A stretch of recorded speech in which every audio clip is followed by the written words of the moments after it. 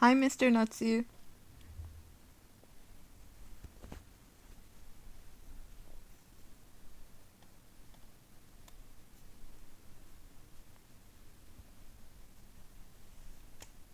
Oops. Are you ready for some urban legends?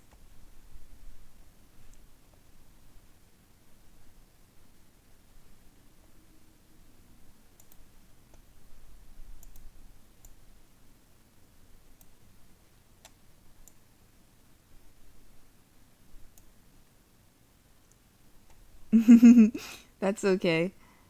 I think I'm gonna try to search up if there's like any common ones.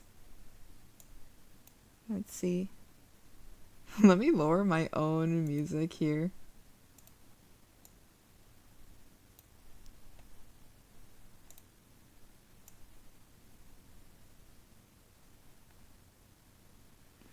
So, alright.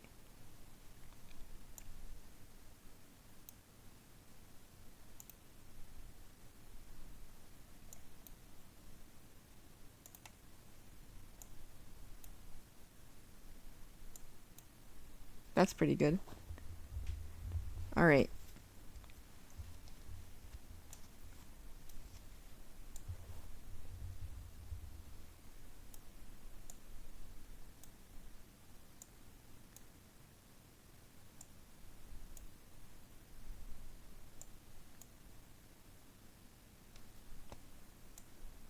That should be at a good volume. I think I'm going to search up something now. Let's say urban legends.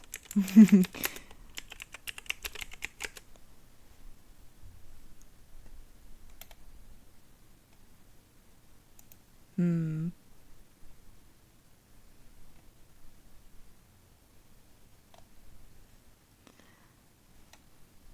I I have to see.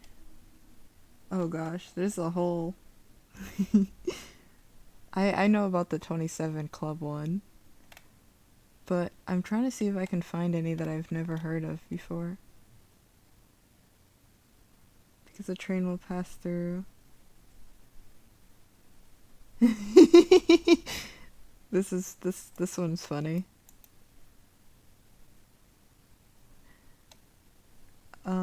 The man upstairs. Let's see. Bigfoot. I think Bigfoot would be probably a a good one to just Bunny Man.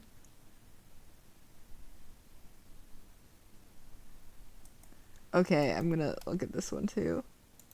Never heard of the Bunny Man before. This could be interesting.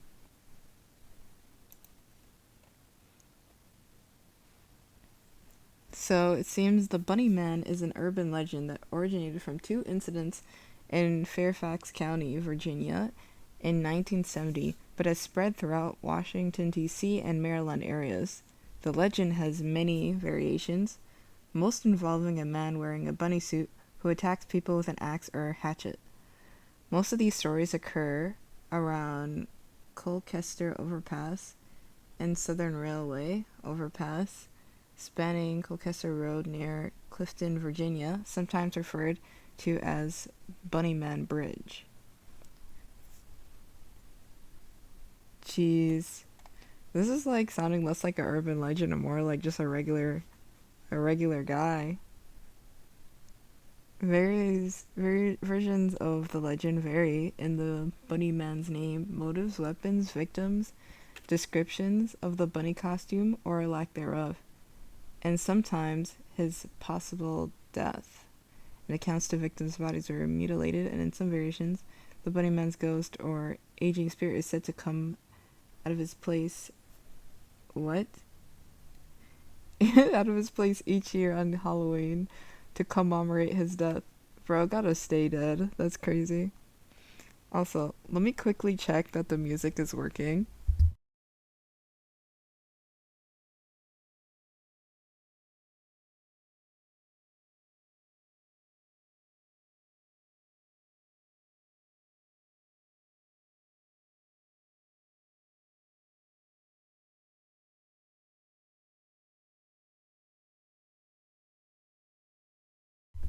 Nice. I'm glad it's working.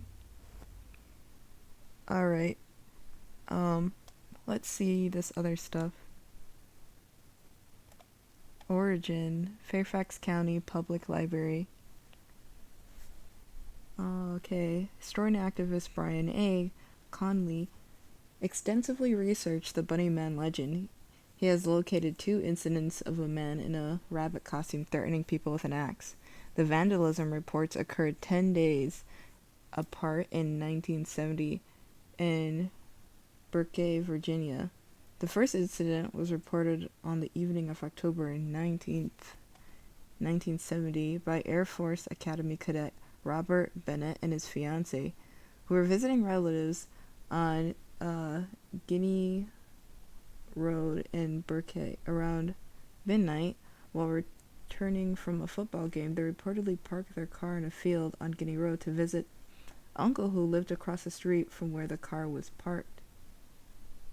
As they sat in the front seat with the motor running, they noticed something moving outside the rear window. Moments later, a man dressed in a white suit with long bunny ears ran out from the nearby bushes and began shouting, "You're on private property, and I have your tag number." The man threw a hatchet through the passenger side window of the vehicle before running away. Bennett and his fiancée fled the scene uninjured, the hatchet still lying on the floorboard of their car. While local police requested a description of the man, Bennett insisted he was wearing a white suit with long bunny ears. However, Bennett's fiancée contested their assailant did not have bunny ears on his head, but was wearing a white caparot of some sort. They both remembered seeing his face clearly, but in darkness. They could not determine his race. Police also obtained and examined the hatchet, but with no supporting clues or leads, ultimately returning it to Bennett. The investigation yielded nothing further, and the case eventually closed altogether. I wonder what they did with the hatchet after, do you just sell it? Do you keep it? I don't think I would keep it. What if bro comes back looking for his hatchet, or even worse, he, comes back and is like, "Where's my hatchet?" It's actually, I don't have that anymore. I was kind of scared. The second reported sighting occurred in the evening of October 31st, 1970, when construction security guard Paul... Hi, Hortensie! We're looking at urban legends. I'm just kind of reading one right now that I found on Wikipedia. But if you have any, any Polish urban legends, I'd like to search them up too. Also, what is I'm trying to remember the high in what is it? I think it's Tev's. I'm trying to remember how the high goes. Last time on stream, I was trying to figure out how to say hi in everyone's language. And I think the Polish one is sounding something like Chez or something. But I can't remember.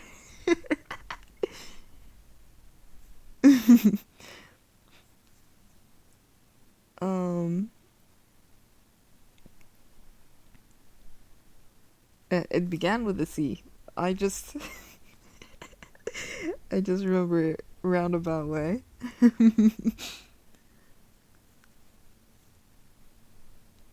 Let's see.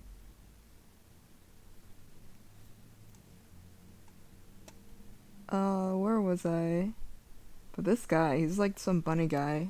I don't even know how he's an urban legend. I think he might just be an actual guy just attacking people. The second reported sighting occurred on the evening of October 31st, 1970, when construction security guard Paul Phillips approached a man standing on a porch of an unfinished and unoccupied home in Kings Park west of Guinea Road. Phillips said the man was wearing a gray, black, and white bunny suit and was about 20 years old, 5 feet 8 inches, or 1.73 meters tall, and weighed around 175 pounds or 79 kilograms. Phillips said in a statement, "I started talking to him, and that's when he started chopping."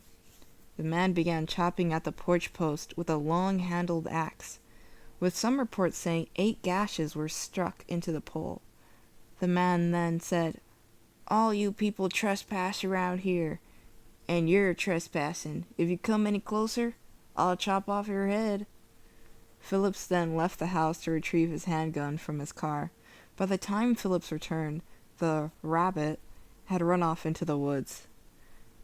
No significant leads emerged from this incident either, and the Fairfax County Police eventually handed the case over to Y.L. Johnson of the Criminal Investigation Bureau. In the weeks following the incidents, more than 50 people contacted the police, claiming to have seen the Bunny Man. Several newspapers, including the Washington Post, reported that the Bunny Man... It's like a skinwalker that can reach up to 49 kilometers an hour, and he comes from the fog at 13th of March. Bro, so he's coming tomorrow? Artenzi, he's coming tomorrow. You gotta stay safe. He comes on the night, and you need to be quiet. If you hear knocks at your door, he's there. Why should it just be like a random person? I'm gonna search this up. Yes, it is the 13th of March tomorrow. Bro, now that you've mentioned him, you gotta stay safe. If you hear any knocks at the door, it is not your Amazon package.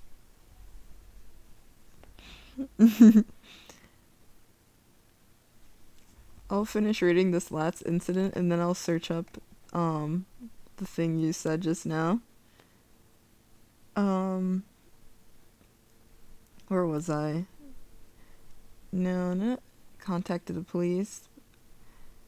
Several newspapers, including the Washington Post, reported that the Bunny Man had eaten a man's runaway cat. Many people also called Johnson, claiming to have information about the whereabouts or identity of the construction worker in the subdivision where the Bunny Man was last seen. I'll see, hold on.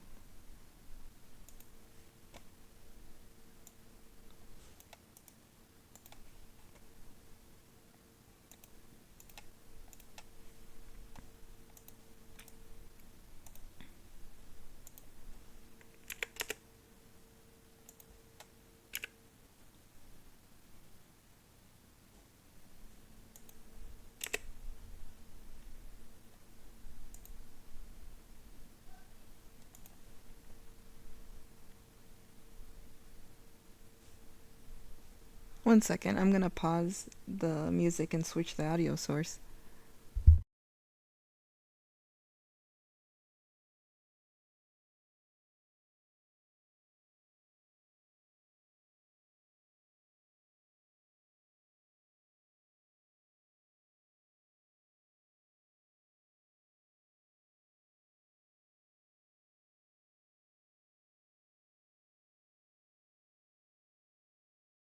Let me know if it's loud for anyone, or if you guys can't hear it.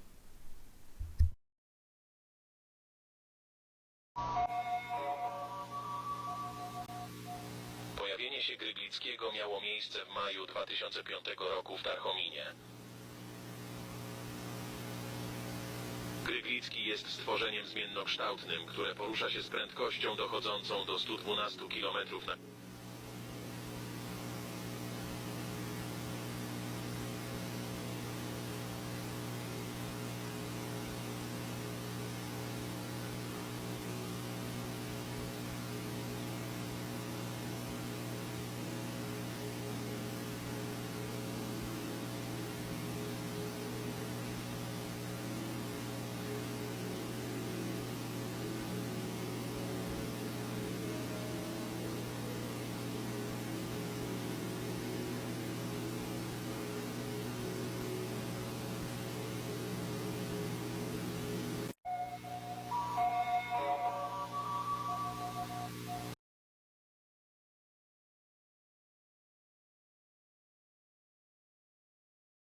The way I can't understand the words on screen, so I'm just like looking at pictures.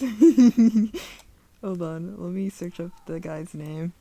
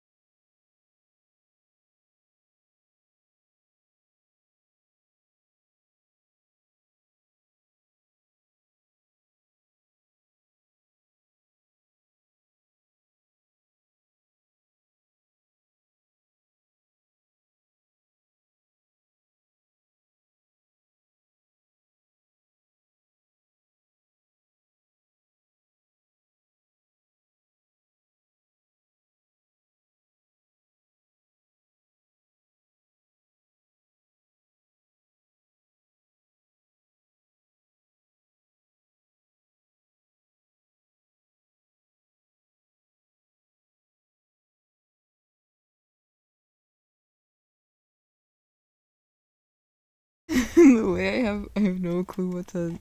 Let me see what Reddit has.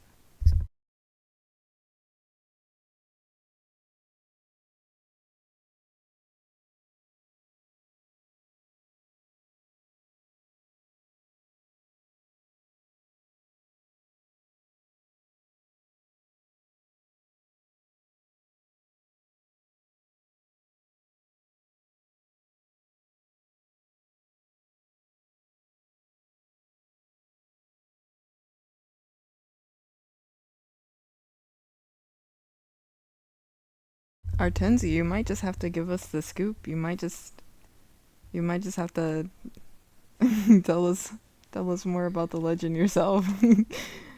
If you explain it in chat, I can read it out.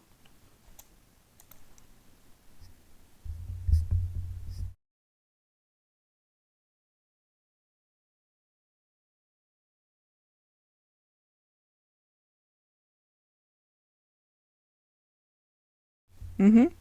While you do that, I'll finish reading about Bunny Man here.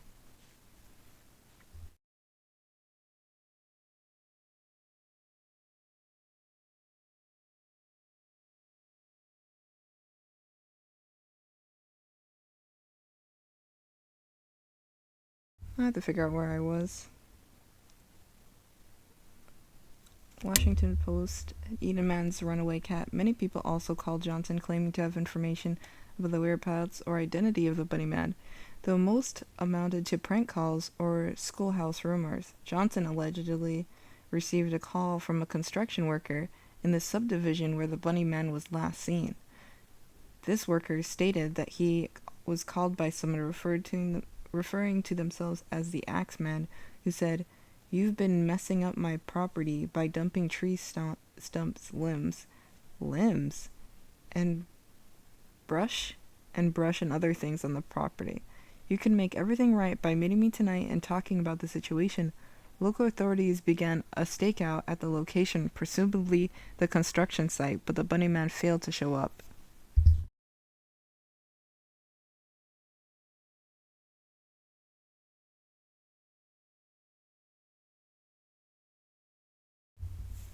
The Post articles that mention the incident are the Bunny Man in the suit, the rabbit reappears, Bunny Man strikes again, the Bunny Man scene, bunny reports are multiplying.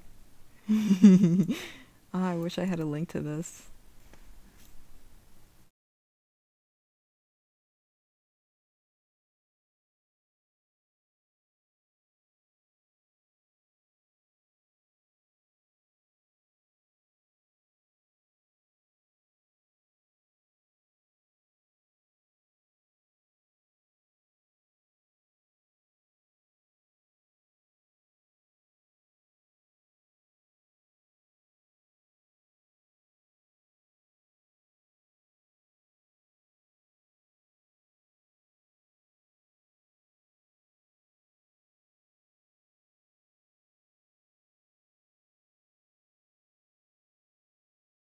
This drawing is pretty cute. Not gonna lie.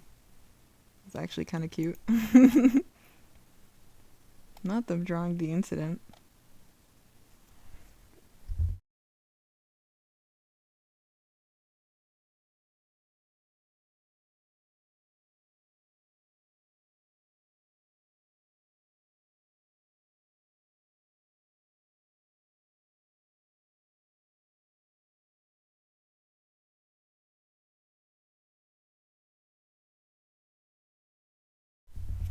On to the next here.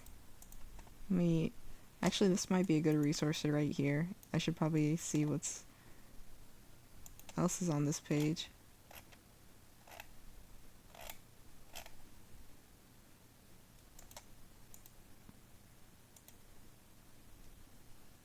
Hmm.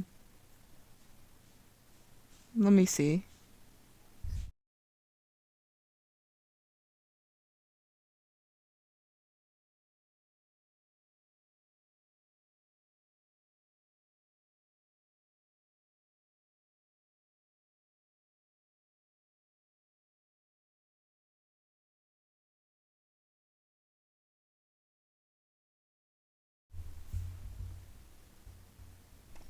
Um, I'm gonna I'm gonna probably skip over this guy's name because I don't actually know how to pronounce it.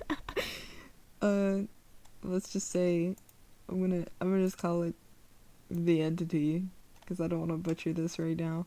Is an internet urban legend creepypasta that gained popularity on Polish TikTok and YouTube at the end of 2022. Who he is described as a skinwalker, a shape-shifting creature, or a GYG, I don't know, a monster resembling a skinny stick insect with a terrifying face. According to the story, in the 80s and 90s, in Tarchomin district of Warsaw, there was a secret center called Tarchomin 2.0. It was intended to study this creature and, in fact, to eliminate inconvenient people by feeding them to it. Legend says it that the center was closed on November 22, 1999, and the creature himself disappeared. Bro has been released. That's all I'm hearing.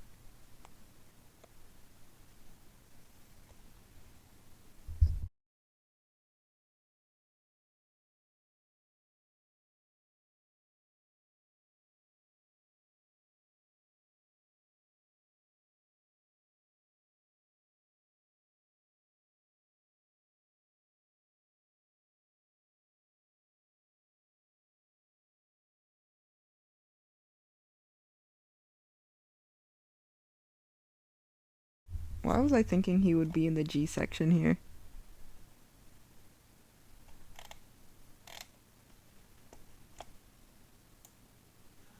I'm surprised.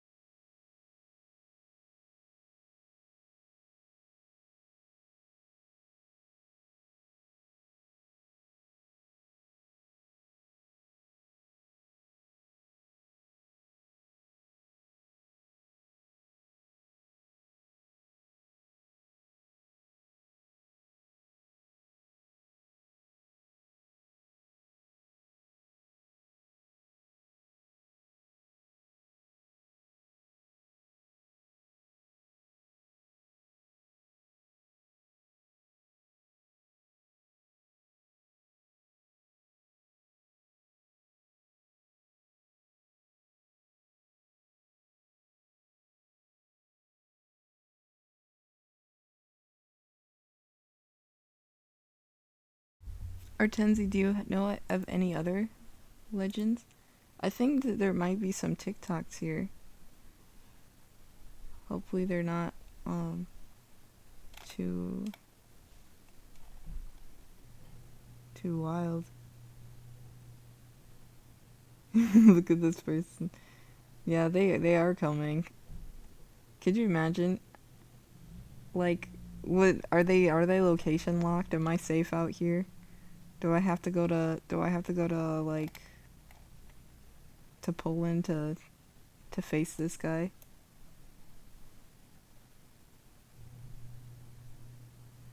It's the fog that is tragic.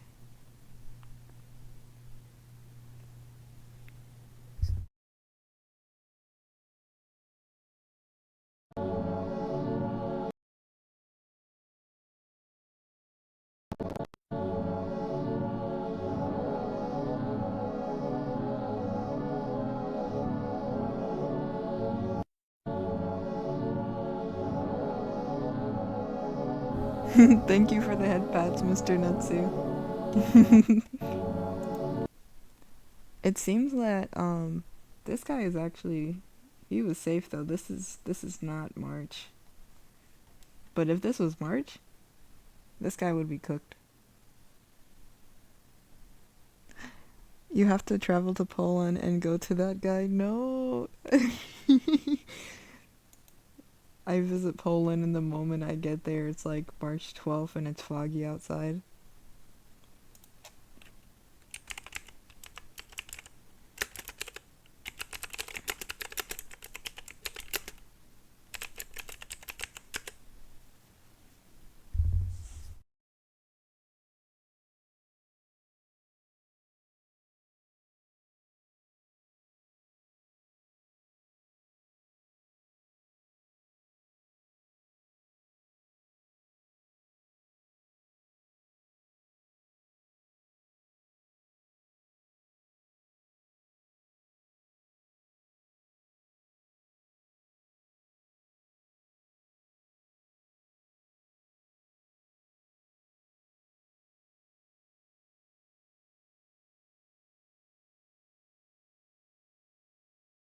Yes, let's see the accurate weather source. I'm trying to get one for tomorrow, but I keep getting them for today.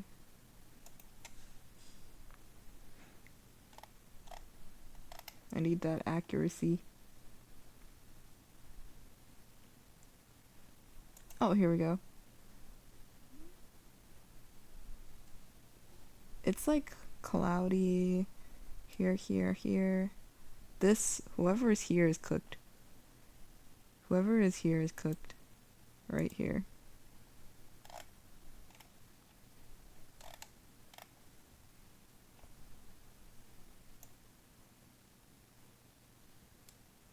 It's mostly cloudy, cloudy.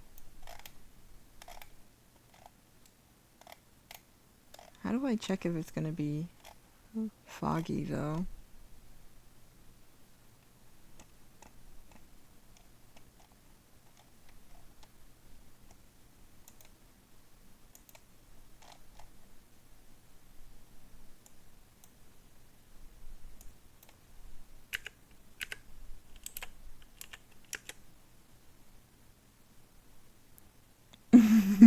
Cloudy for you right now? Well, it was nice knowing you, Artenzi. It was nice knowing you.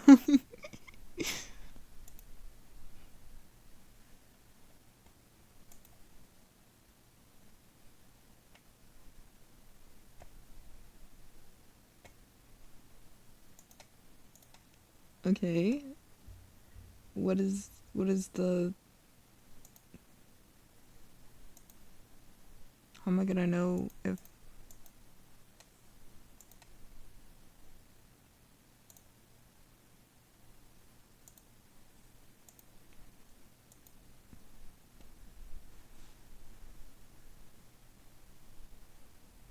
oh no. I was like I was literally just trying to see like okay, like how do I get the difference here? Everything is at a fog risk. I was like, where's the how do I was like, no, it's everywhere. Like if that's the case, like what? Can I where's the example of it not being foggy? Like is anywhere not foggy? That can't be true. That can't be right. That can't be right. Oh my gosh.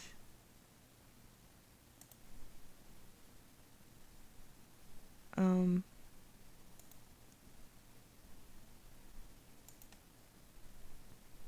Yeah, I think there would make no sense if everything is like. I guess maybe there's no data on it.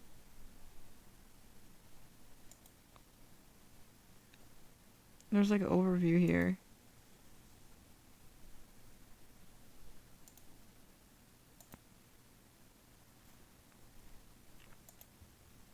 Like, everywhere can't be foggy all at once.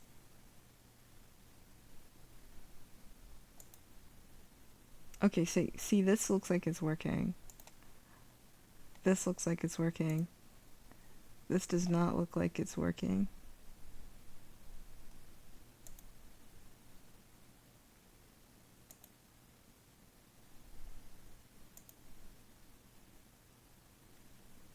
I think it's this. I think this is broken.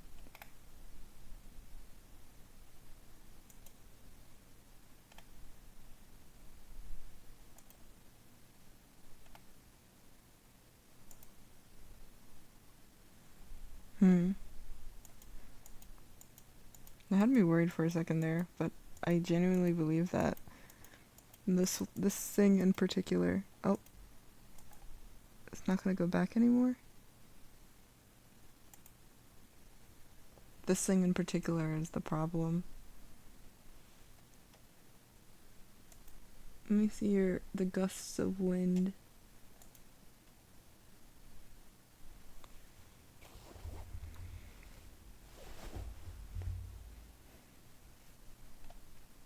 Thunderstorm. Jeez.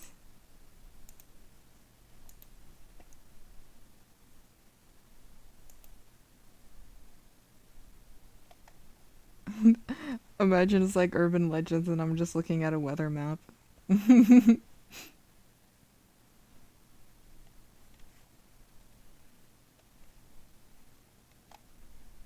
Well, you're gonna have to let me know. You'll let me know if it ends up actually being really foggy tomorrow, and if you survive. You're like, you gotta tell me. Like, did you hear a knock at the door? Let's see. Yesterday we saw Mr. Natsu's urban legend from Brazil that's like 7 to nowhere, and that was giving me like, that was scaring me. It's kind of almost like going to a different world situation.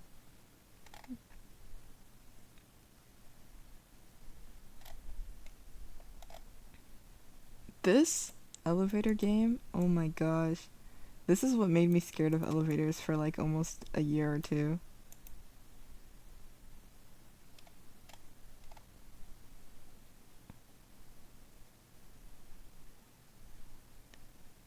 Slenderman creepypasta. An oldie but a goodie. Let's see.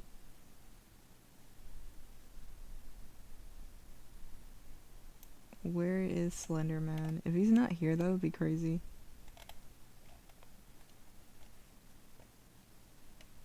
He might actually not be here. I'll just type him up.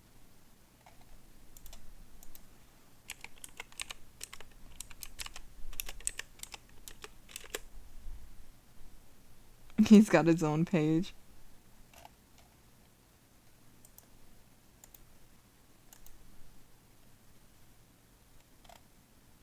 Oh, this is like a lot of creepypastas right here.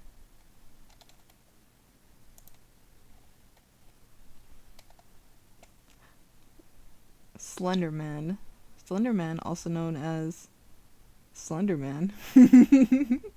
Slenderman, also known as Slenderman, is a supernatural creature with what? Nubulously?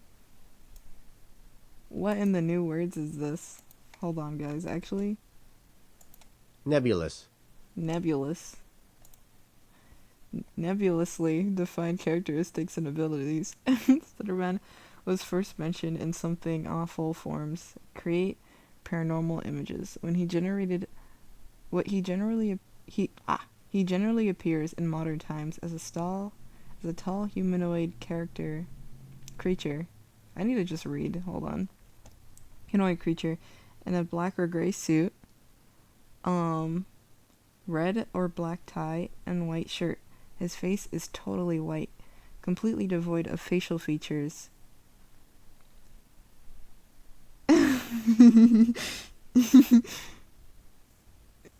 Yeah, I was like stumbling over this.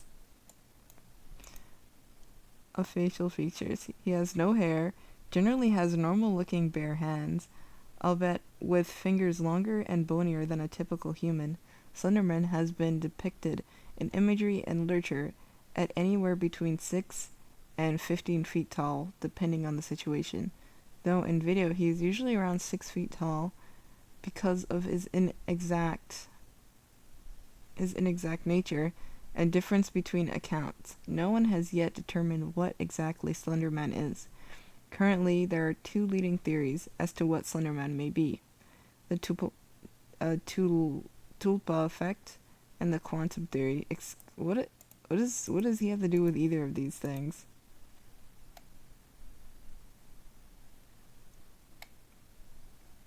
I don't even know what these are. I'm gonna read these. I'm gonna read these after. The internet popularity of Slenderman has spawned a massive number of interconnected ARGs, collectively known as Slenderman mythos. Basic description: in almost every description of the Slenderman, his abilities will vary, sometimes greatly. However, his basic appearance and traits are relatively consistent across different accounts. His appearance has changed over the years, but the most common image and most well known in media is that of an abnormally tall human with long arms and a totally blank face. He is usually portrayed as wearing a business suit, which may be either real cloth or some sort of skin molded to take the appearance of cloth. That's gross. Bro, just make him wear a shirt, bro. I like to think that he has a tailor. If if the former, that would imply an intelligent being attempting to try to blend in. If it's the latter, it's just an extremely adaptive being that evolves to match his environment. Yeah, this part is not good. It's not good. Not good, not good. He behaves in what might be seen as passive-aggressive manner, often stalking targets for years at a time before ever attacking. It's understood that he tends to torture his targets mentally over long periods of time, using fear and paranoia to drive them to insanity. No one has ever satisfactorily explained the reasoning behind his tactics or the way he chooses his victims.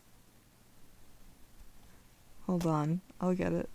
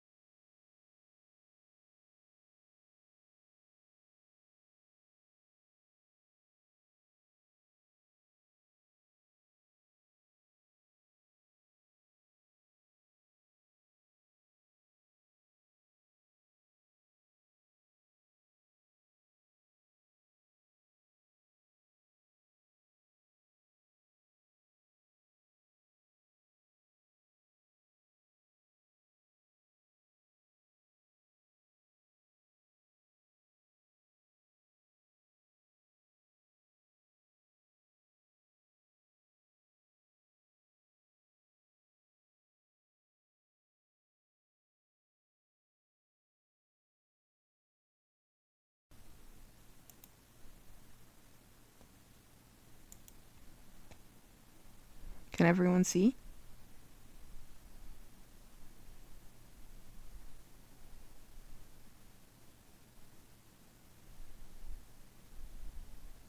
Okay, yeah, sorry about that. I forgot that I had my VPN on, and I think because it was on, I was like, are you a robot?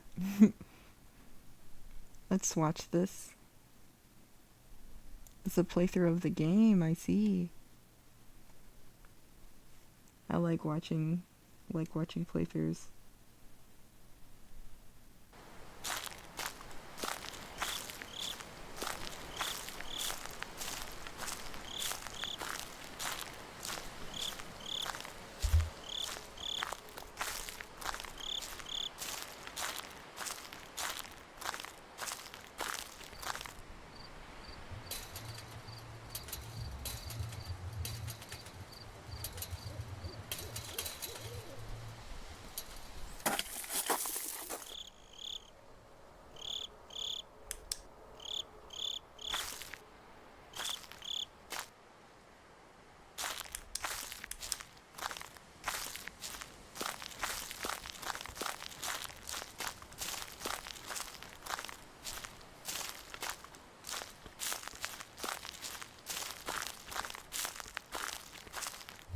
The crunch is kind of satisfying, I won't lie.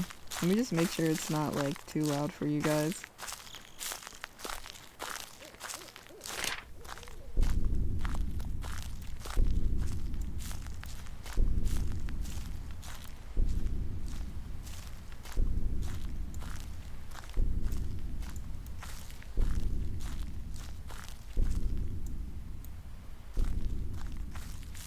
Okay, that's good.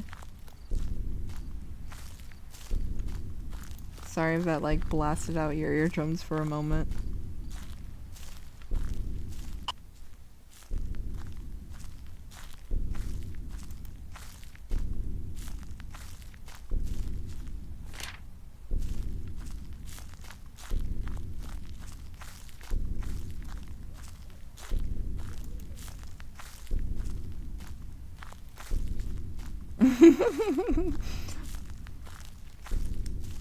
The way it's only 14 minutes long, it's like something's gotta happen.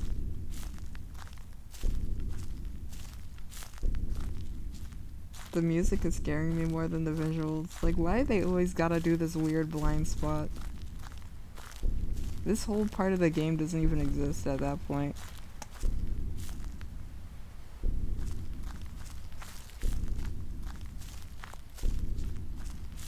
Walking around a forest.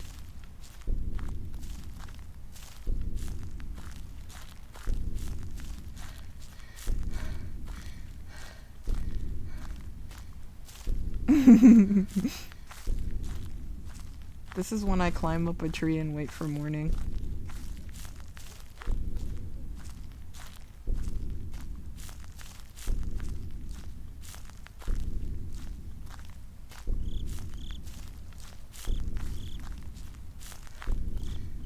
Gorgeous. Let's see. Oh, a tunnel.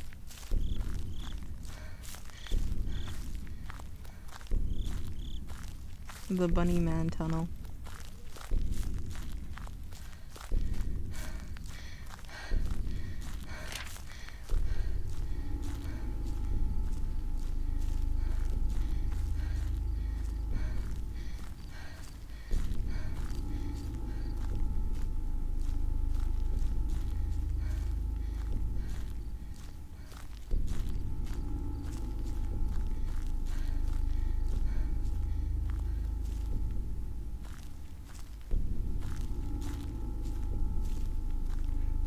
I guess this is a bathroom.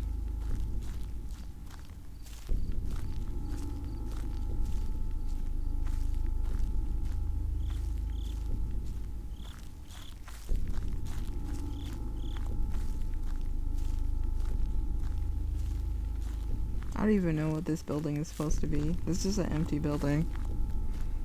13 years ago. Oh my gosh. Okay, now it makes sense why the game looks the way it does. It's very much an old game. I'm surprised it gained that much popularity to like have a whole game made out of after it this early. Cause this is kind of, I guess it was around peak Slenderman times.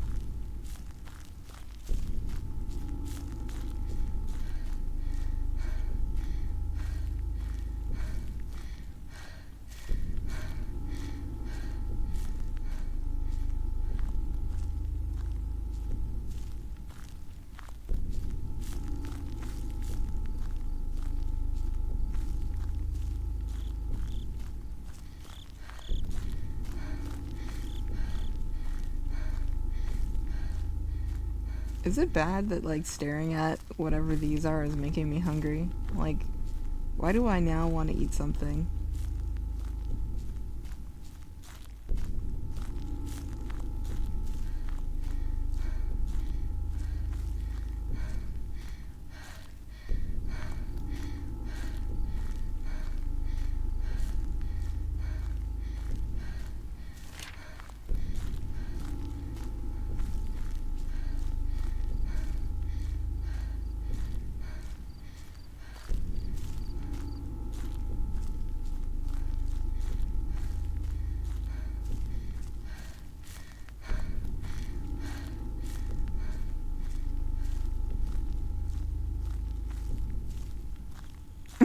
Back into this silly building.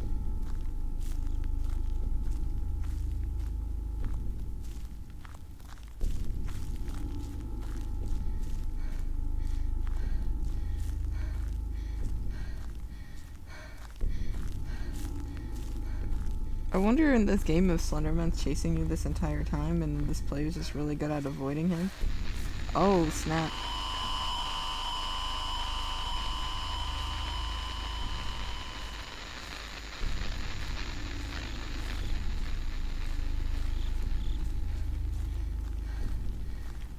He was just standing there. Menacingly.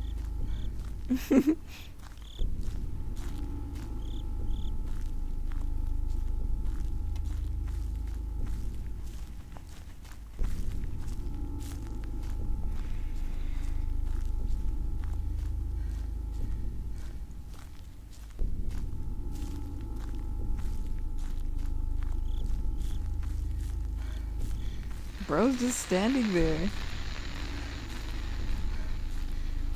Yeah, menace. Yes.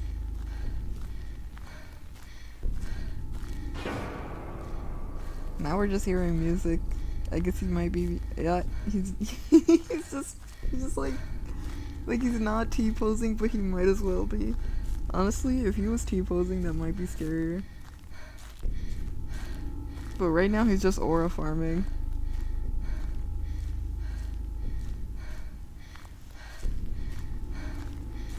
Was Slenderman the original aura farmer? Question mark.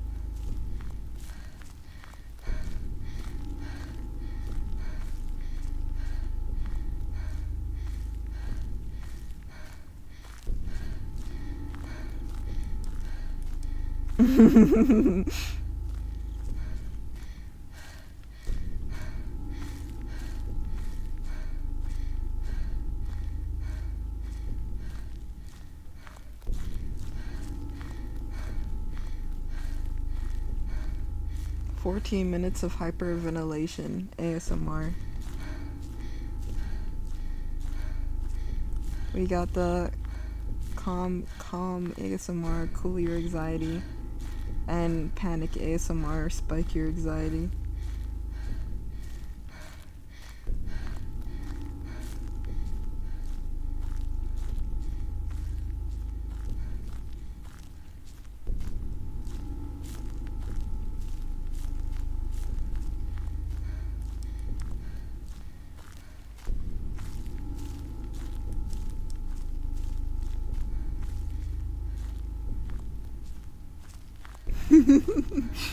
I want to believe I wouldn't be scared playing this, but I know I would be. The build up from other horror games and horror media would just be carrying all of it. I'm basically already trained to be scared in these circumstances.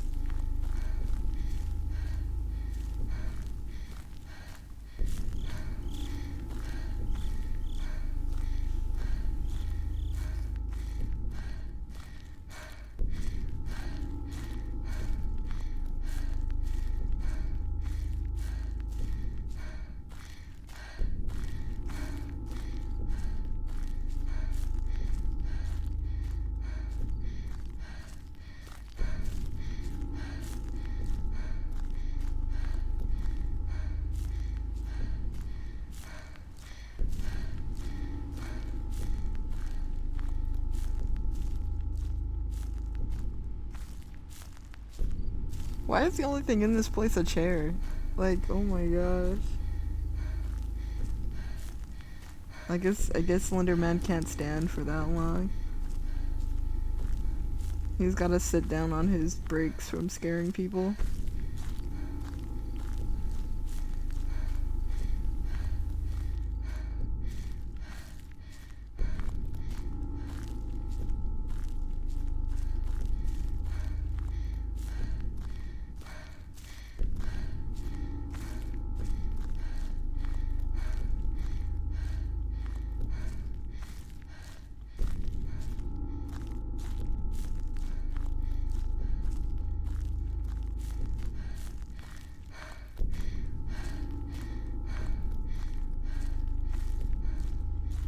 The trees are looking kind of freaky now.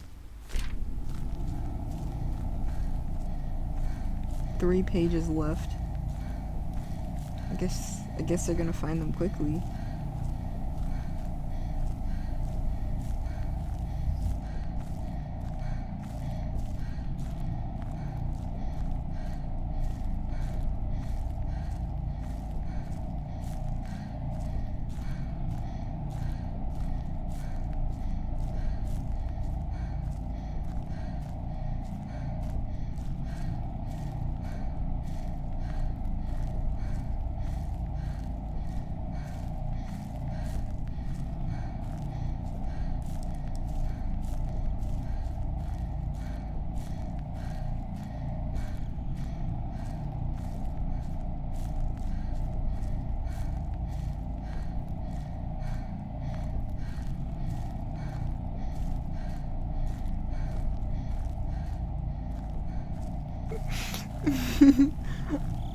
Panicked walking simulator. Oh my gosh. Where are these other pages?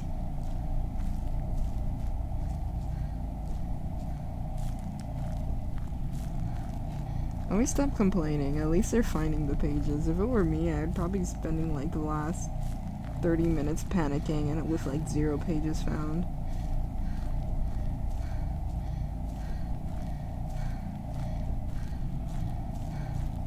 Go download and play Slender.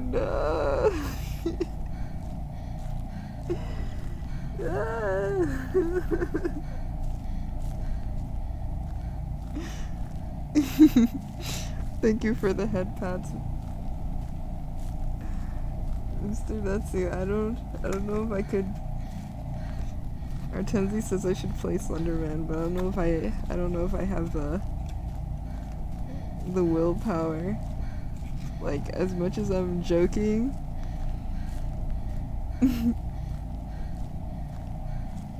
as much as I'm joking around and like saying this and this about this gameplay, like this kind of seems like a scary circumstance, not gonna lie.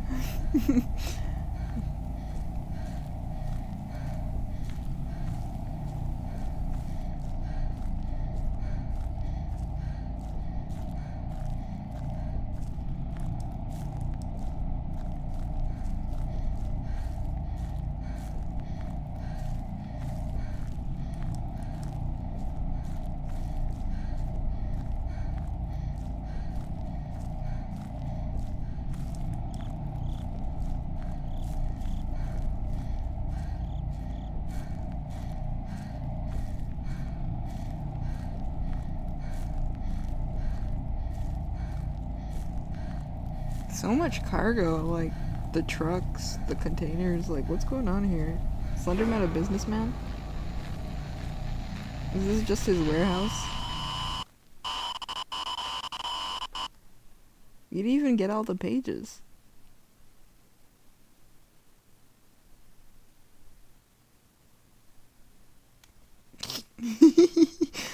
Why was that part so funny to me when they stopped the recording?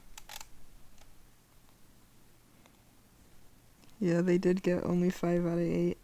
I'm gonna get a snack quick, but instead of going to a be right back screen, I think I'm gonna put on a creepypasta lore thing so you guys have something to watch while I get a snack quick.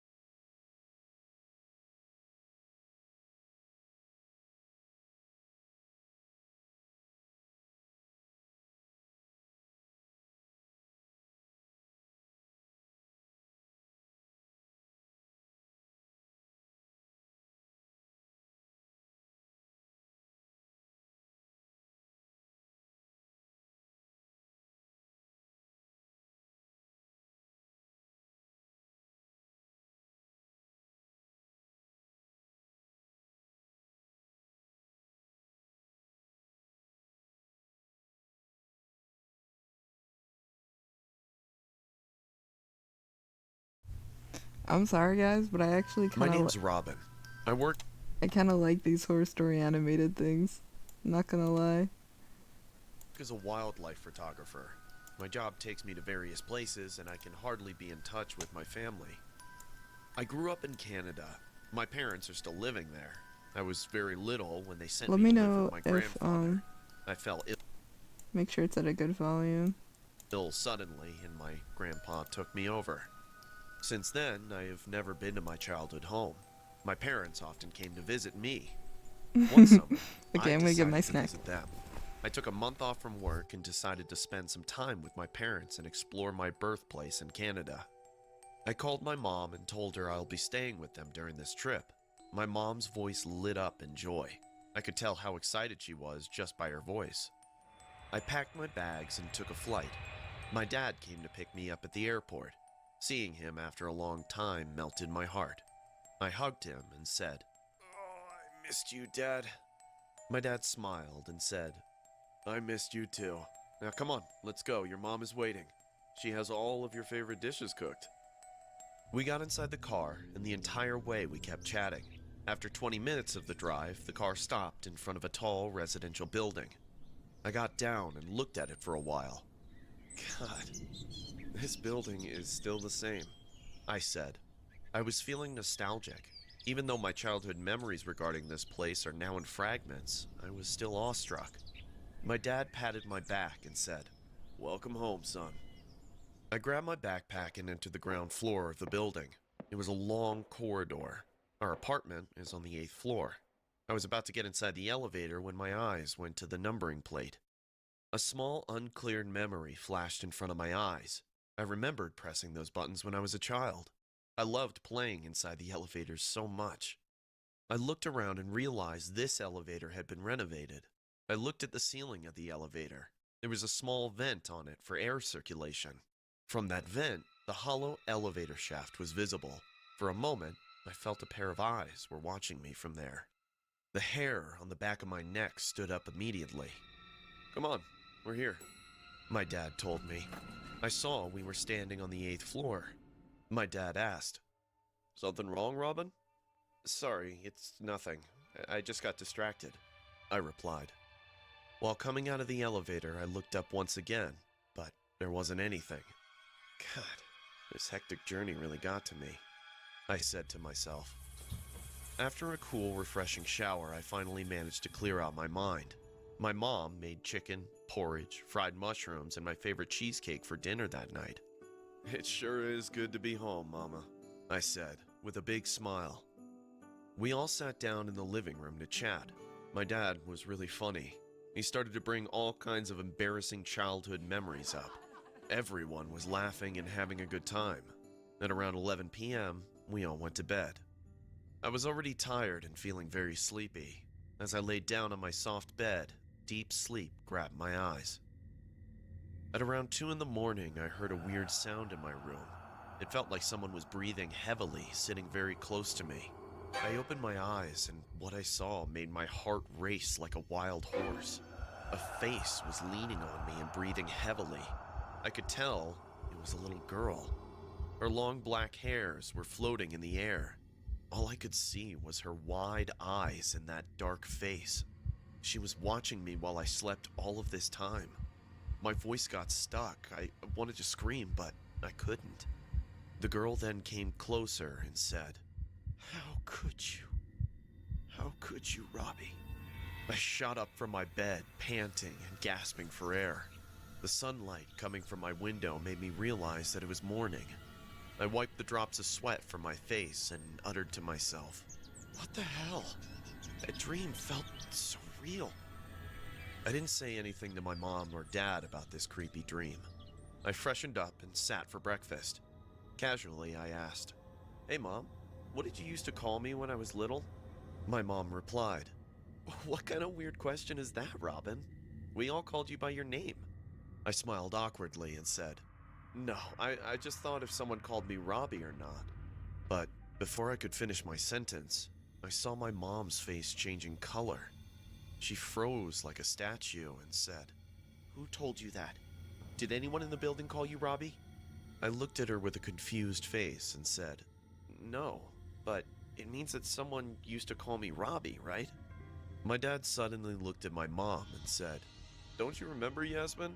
I used to call him Robbie sometimes." My mom immediately smiled and said, "Oh, right. Yeah, I must just be getting old." I felt the suppressed tension in the room. I didn't know why, but I was sure my parents were hiding something from me. After finishing my breakfast, I decided to go out and roam around. I got into the lift and my eyes went towards the elevator shaft, but I didn't see anything except the hollow place this time. That day, I roamed around the town. I saw my school and visited the kids' park. So many memories filled my heart with joy. At around 7:30 p.m., I went to a local pub to chill for some time. My mom called me in between and said, "Robin, when are you coming home?" I replied, "Hey, Mom, yeah, I'm gonna be a little late tonight, but don't wait up for me. I'll just have dinner at the pub here." My mom replied, "Okay, sweetie. Well, listen, your dad and I were thinking about visiting my sister tomorrow. Your aunt is dying to meet you. We'll leave for their farmhouse tomorrow, okay?" "Seems like a plan to me," I said. I watched a football game in the pub and drank as many beers as possible. When I came home, I was stumbling. Shit, man, I really am drunk, I thought to myself. All I wanted then was to go to my room and sleep like a dead cat. I got inside the lift and pressed button 8. The lift started to go up. The number plate flashed. 1, 2, 3, 4, 5, and so on. I was feeling suffocated and warm, so I took off my jacket and suddenly noticed the mirror on the lift's wall. The same girl from my dream last night was standing right beside me. The scariest thing was that I looked beside me, but there was no one inside the elevator except me. My skin crawled in terror. "Who are you? What do you want from me?" The girl looked at the elevator shaft and then said in the same painful voice, "How could you, Robbie? How could you?" She then opened her black, hollow mouth, and a demonic scream numbed my ear. Suddenly, a drop of blood fell on my forehead, and as I looked up, drops of blood started to pour from the elevator shaft. The entire elevator was splattered with blood. The elevator started to go up at full speed. It passed my floor, and the numbers flashed. 8, 9, 10, 12, 13. 13th floor. I remembered. Susie. It was Susie. Oh my God. Susie and I were best friends. We used to run all over the apartment during afternoons and play together. One day, the elevator was out of order. We were playing hide and seek with the other kids in the apartment. Susie and I decided to hide above the elevator. I helped her climb up, and I went to go grab something to stand on so I could get up there as well. We had no idea that the maintenance guy was working in the basement on the elevator. As soon as he fixed it and pressed the button, the elevator went to the top floor at full speed. I remembered Susie's scream when she got crushed under the roof. All this time, she was telling me how could I leave her that day. My head started to throb in pain. I couldn't breathe. Eventually, I fainted on the floor. I was down with a high fever for 2 days. When I got a bit better, I confronted my parents. My mom cried a lot and said, "Oh, Robin, we sent you away so that you can keep this out of your vicious memory. Poor Susie." She kept on sobbing. I visited Susie's grave the other day. Her family buried her in our local graveyard and moved to Australia. Tears rolled down my cheeks. I murmured softly, "Susie, I didn't leave you that day. I'm sorry I was late. I hope you rest in peace." I'm a single mother. My boyfriend was a drug addict, and he died of an overdose a few months back. My daughter is 2 years old. I had to work 2 jobs to support my family, but going for night shifts while leaving my daughter home alone was impossible for me. So I moved back with my mother. I took a night job as a maintenance staff in an office building. Every evening after office hours, I had to go to each floor and take out the garbage from the washroom and cafeteria. I could work in a hassle-free, quiet ambiance. There was no one to drive me crazy or poke their nose into my work. It was a 10-story building, hence the elevator was an important tool of my work schedule. I carried the big dumpster using the elevator. I stopped on each floor and emptied the dust bins on the dumpster. And finally, after getting rid of the daily waste in the basement incinerator, I was free to go home. The entire process took about 3 to 4 hours. The night job was perfect for me, as it was comparably less work with a good paycheck. The incident that I'm going to tell now happened recently, so excuse me if my words seem clumsy, because I'm still in shock. It was a Friday night. Generally, on Fridays, I have to do a thorough cleaning because the building remains closed on the weekends. The security guard Kevin was a 57-year-old man. He was a nice person. As I reached the entrance, I saw Kevin sitting behind the counter with the same friendly smile. "You ready to enjoy the weekend, Anna?" he said in a jovial tone. "Of course, Kevin, but my weekend starts at 10 p.m. after I finish this cleaning here," I said. Kevin nodded his head and said, "You're a good mother, Anna. How's our little angel doing?" Kevin Okay, referred I'm to back. my daughter as a little angel, which often put a smile on my face. "She's doing well. Still Tomorrow, munching, I'm but gonna I'm take her to the like, fair. maybe I actually She's should not excited, you know," I replied, while be pressing the completely elevator quiet. button. Kevin smiled and said, "That sounds like fun. Well, I'll see you at 10 again." The elevator came down and I got inside with the dumpster, waving him goodbye. I started to arrange my cart. I was used to being alone in the empty building night after night. Never once I felt uncomfortable or scared in any way. The elevator door opened on the first floor. I came out and started I to used walk to towards watch the these all washroom the with my time. cart. I opened the washroom door and vacated the waste onto my bin. Time went on as I reached one floor after the other and collected the trash. When I finished with the fourth floor and pressed the elevator button to move on to the next one, something really weird happened. As soon as the lift door opened, a disgusting smell of burnt tobacco filled my nostrils. It felt like someone smoked in the elevator. I became surprised because there's no one in the entire building except myself and Kevin. And also, if someone had to use the elevator, they must get up from the ground floor, which will result in the sound of the elevator moving downstairs. I heard no such sounds. With my one button press, the elevator door opened in a wink. This clarifies that the elevator was standing on the fourth floor the entire time. The hair on the back of my neck stuck up. I looked around, and a feeling of fear grabbed me instantly. I said in a loud voice, "Is anybody in here? Hello? Is someone here?" I never realized before how silence could be absolutely terrifying. I stood there staring at the entire floor. There was no sound. Silence I can then be. thought it might be a trick that my mind was playing on me. Well, now that I I'm got inside yapping, let the me just. elevator and pressed floor number 5. Silence While the can elevator be was pretty going scary, but I upstairs, feel couldn't like help but think about what silence just with happened a few moments back. The like a elevator couple opened on the words 5th is even floor more and got scary. busy again. I increased Like my a little speed bit of a because footstep, I don't know maybe why, a scuffle but here and I had there. this feeling of anxiety and just wanted to get off work as soon as possible. After 2 hours of hard labor, I managed to finish all the floors, and it was time to get down and leave for home. I switched off the washroom light on the 10th floor and started to walk towards the elevator. Suddenly, I felt like I was being followed. I turned around really quick and saw the long, empty corridor lying behind. "Damn it! What the hell is wrong with your mind today, Anna?" I said to myself. I then turned back and started to walk faster. The moment I reached the elevator and went to close the door, I heard a voice. Please help me. I can't take this pain anymore." I'll just like call It was a 911 and man's go. voice. I could tell he was in terrible pain. I said, "Who are you? Is everything all right?" The man replied, "Help me. I can't walk. My leg, it hurts." I became confused about what to do. I came out and followed his voice. "Where are you?" The man replied, "Right at this corner. Please, help me." I realized the voice was coming to form at the end of the corridor. I walked thinking that there was someone who needed my help. I was almost halfway when my cell phone rang.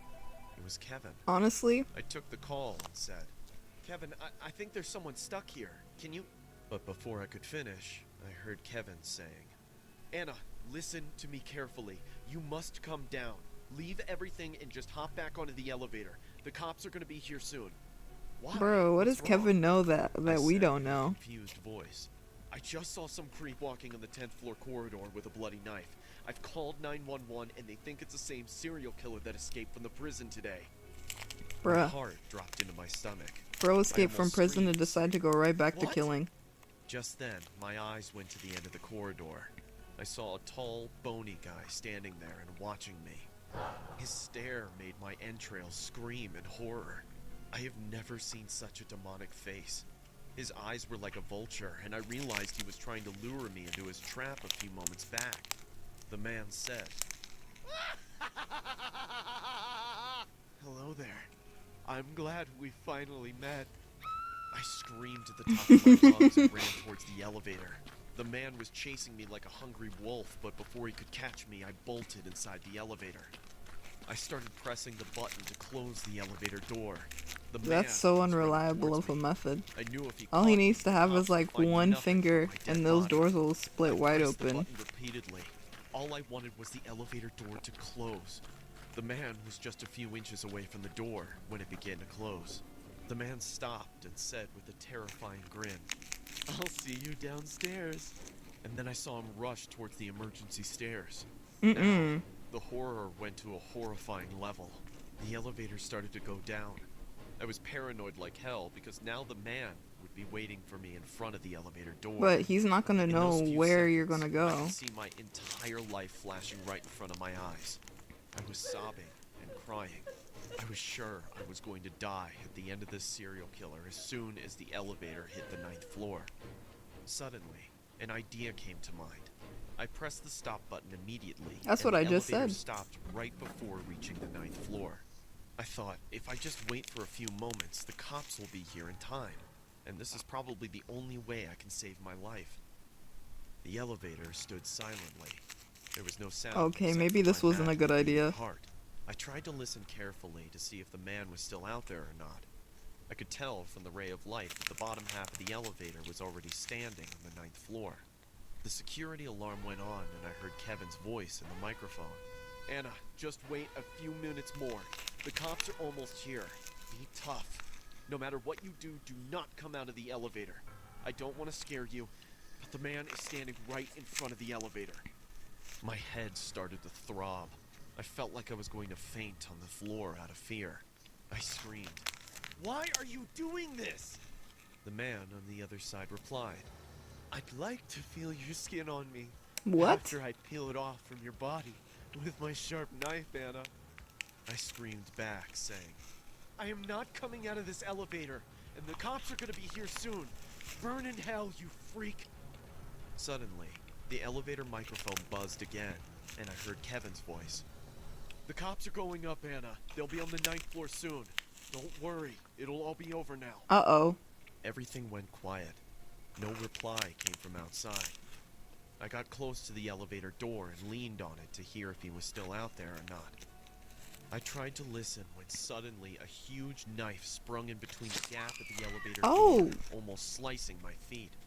I got cut bad, but thank God it wasn't that severe. "Looks like I missed this time, Anna, but I won't miss the next time. Just remember my words." Then the man's running footsteps faded away. Actually, how does he know When your the name? cops opened the elevator, they found me lying on the floor unconscious. They're still looking for the serial killer. I don't think he'll be back for you. Don't worry. This might not be the so-called horror story, but it's the scariest encounter of my life. I worked as a security guard in a shopping mall. Generally, the mall opened at 10 and closed at around 8 almost every day. Every night, I closed the mall at 9 p.m. sharp and returned home.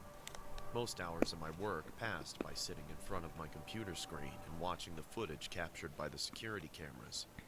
I could see couples romancing, kids running around the mall, and people going up and down in the mall elevator. It was a busy Saturday. The way they're just facing in crowd weird in the mall directions. increased so much that we all had to come out and keep an eye on everyone to avoid any kind of ill behavior. At around 7:30, people started to leave for home. I finally got back to the security room and sat down. My coworker, Adam, said, "Oh, what a hectic day." I told the manager not to put special offers on all the shops on the same day. People go crazy when they get discounts. I laughed and said, yeah, couldn't agree with you more. Hey, listen, I'm gonna head home early today. The keys are in the drawer. If you could just lock up at around 8, that'd be great, man. Awesome. Well, have a happy weekend. I'll see you Monday. Adam left and I started to arrange the footage in proper orders. Keeping the footage in perfect order is a crucial job. You never know what kind of crime or uncanny incident might lead to the cops making an arrest. At around 8 p.m., I got up and went to the top floor of the mall to check the door locks and shops. After making my complete round of the mall, I became sure that no one was here except for me. I went back to the security room and started to shut down the power system of each floor, one by one. The last step was to switch off the security cameras. As I went ahead to do so, my eyes got stuck on the screen. I saw a middle-sized petite woman standing inside the elevator. She was wearing a red dress. I couldn't see her face as she was facing her back at the camera. Anyone who faces a corner like this, pressed just the like, microphone button for elevator announcements. just pretend you don't see what's happening. Ma'am, the mall's closed, ma'am. Please, if you could just come out of the elevator. You can come tomorrow. The woman didn't pay any attention to my announcements. She didn't even look at the camera She's gone. once. She stood like that for a few seconds and started to behave weirdly. The elevator probably opened on the second floor. She peeked from the elevator as if someone was standing outside, but I could see the entire corridor of the second floor. It was completely empty. The woman looked at her left and then her right. She then came back inside the elevator. She then did a really creepy thing that freaked me out. It's okay. Thank you for like thank you for the head pats and thank you for coming. By saying, "Ma'am, if you don't come downstairs, I'm gonna have to go to the second floor." Have a good rest of your day, and I hope the classes you have go well. Come downstairs. This time, the woman looked at the camera, and what I saw ran a chilling shiver down my spine. She had no eyes. Her eyes were hollow, with no eyeballs in them. She then walked close to the camera and kept staring at it.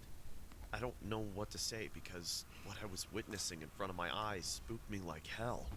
Suddenly, the security camera started to malfunction. The image started to cut out and blur for no reason. These are newly installed cameras, so there was no valid reason for it to act in such a way. I pressed the microphone button again, saying, "Ma'am, I am telling you for the last time." But the sound got cut out too. The microphone stopped working. A coarse sound of wires crushing to each other surrounded the speakers. The elevator stopped at the top floor of the mall, which was the 4th floor. I saw the floor number flashing on the elevator screen. Not the 4th floor. Footage was cutting on and off this whole time. As the elevator door opened, she looked at it and then again looked back at the camera and said in a whispering voice, "The roof." The camera stopped recording and the screen went black. I rushed towards the elevator and pressed the button. The elevator started to come down, which obviously pointed out that someone did go up on it. Before this woman, I was the last person to use the elevator, and I perfectly remember I came to the ground floor on it after making my usual rounds. The elevator door opened, and there was no one inside.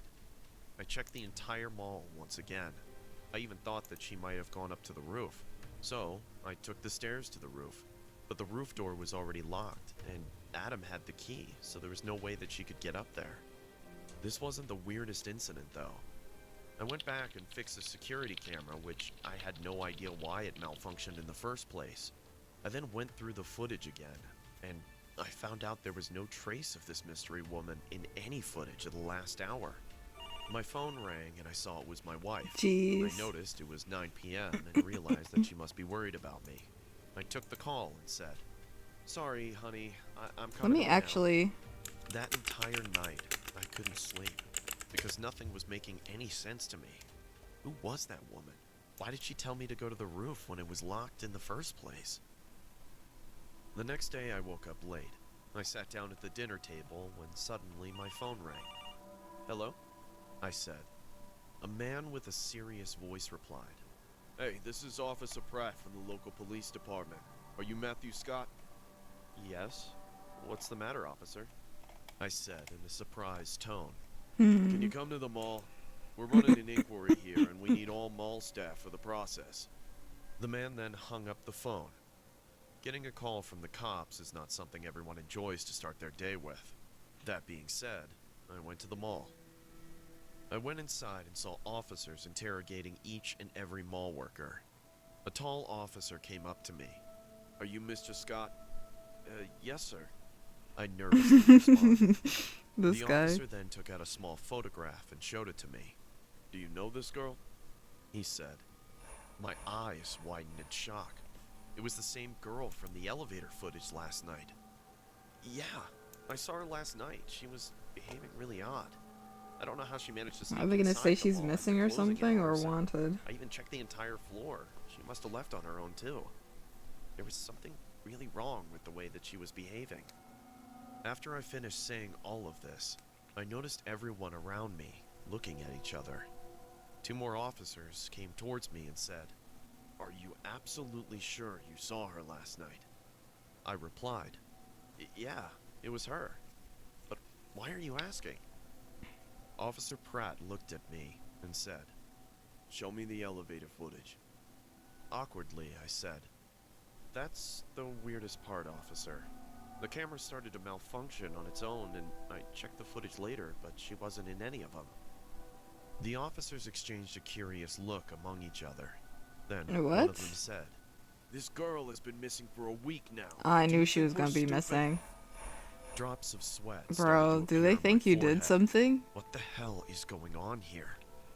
Officer Pratt then said, "Look, we have this information that the girl was last seen in the mall 1 week earlier. Show me the footage from last week." I knew that I was becoming a suspect for revealing the incidents that I encountered last night. Without any more delay, I took them to the security room and gave them all the footage they asked for. Within 3 hours, the cops spotted her coming into the mall, getting into the elevator, and going to the 4th floor. The time showed 8 p.m. I was surprised to see her coming to the mall after the closing hours. Suddenly, I remembered Adam was in charge of that night. How is she even allowed to I get told in? the cops how the girl told me to go to the roof last night, which I couldn't as Adam keeps the roof key. The officers looked at Adam and said, "Give us the key to the roof." Unexpectedly, Adam tried to run away. Bro. The cops arrested him and broke into the roof. After searching, the cops found the woman's body wrapped inside garbage bags. Adam, what hidden did you under the water do? tank. Adam had apparently been cheating on his wife with this poor innocent woman. She came to end things with him that night. She might have insulted him, which led to a fight between them. Things must have gotten out of hand, and Adam killed her by strangling her to death. He then hid her body on the roof to get away with the crime. Or he might have planned to get rid of the body when the time was right. Maybe he was planning to do that soon, which is why her haunting spirit came to inform Bro, me Adam, last it's night. been weeks. Are ghosts real? I don't know, but I can assure you that last night I did see the same girl in the elevator who was laying dead for a week on the roof of this mall. Why did they flash it like... Anyways, I'll come back here.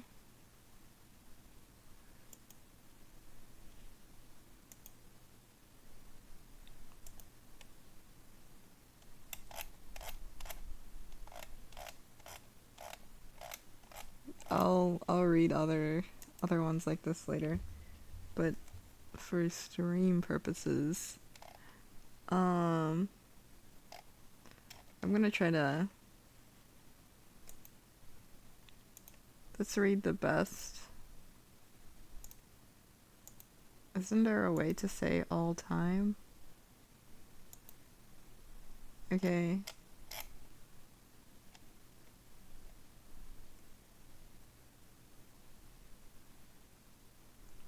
This seems very popular.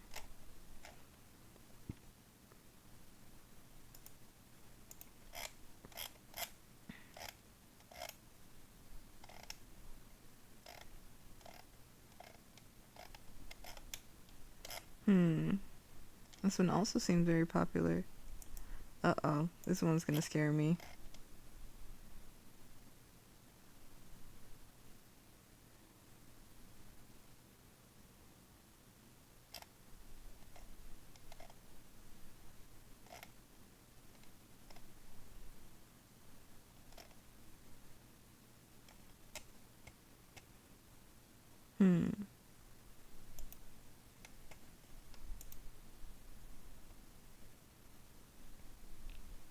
What should I do? What should I do?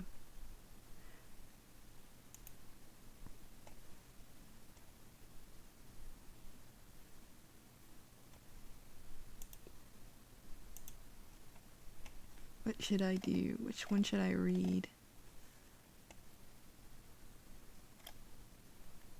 National Park. There's one in line. Let's enter.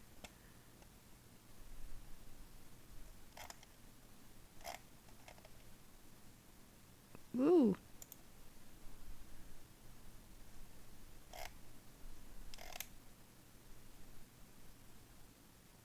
What? Okay. Let me actually type in scary stories. Yeah.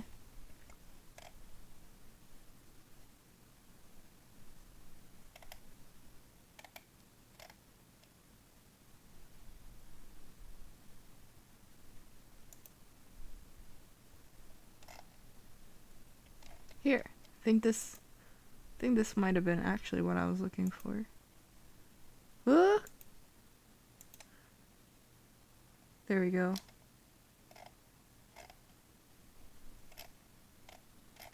Doesn't seem that as used.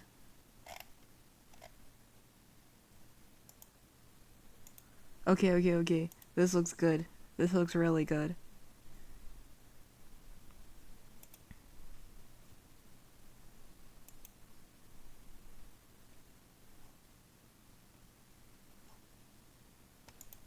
Gotta put the music back on. And I'm gonna zoom in. How do I close this? Okay.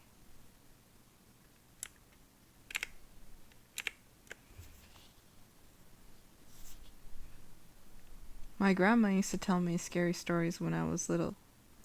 Maybe I should actually decrease the volume just a little. There we go.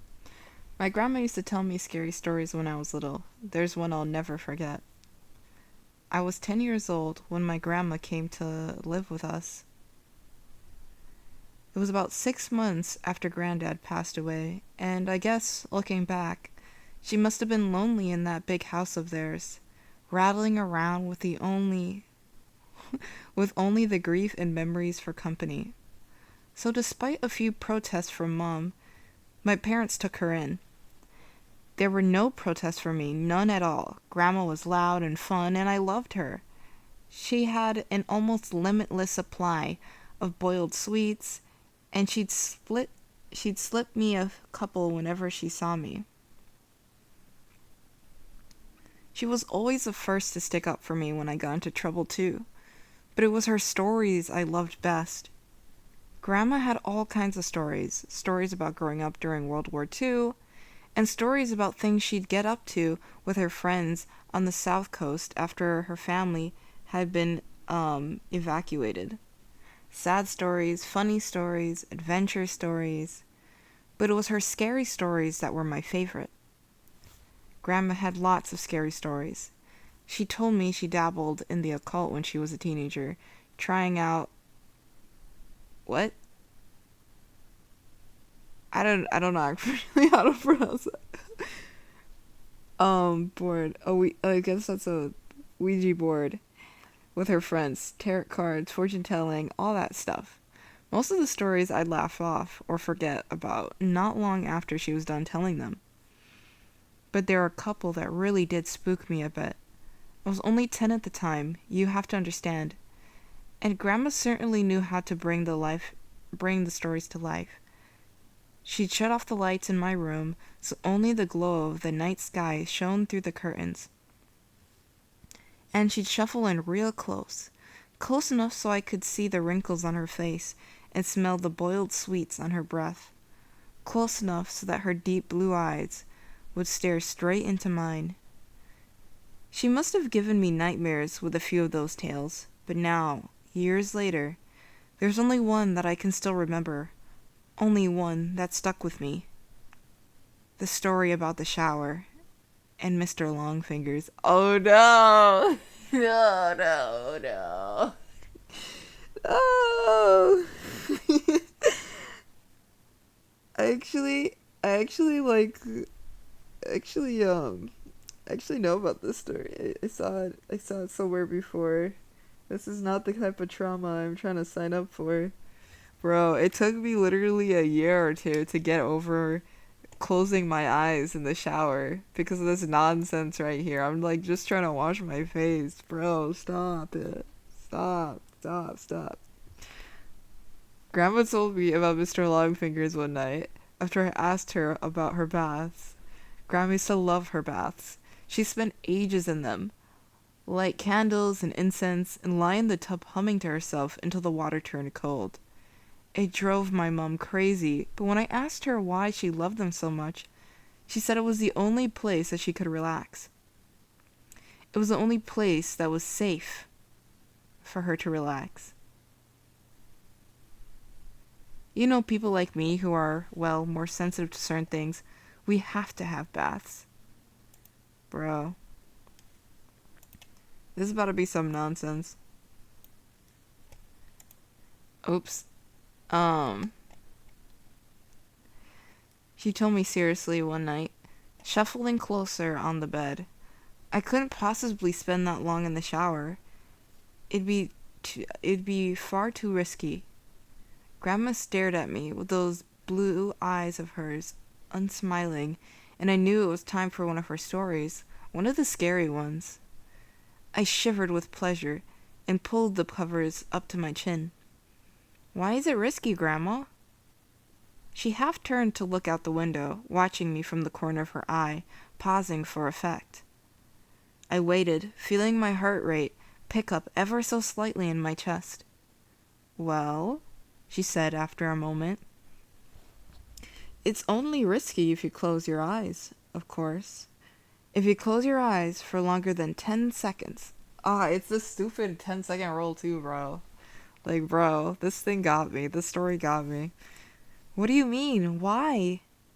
Well, do you ever play that game in the playground with your friends? The one where someone turns their back and the others sneak up on them when they're not looking?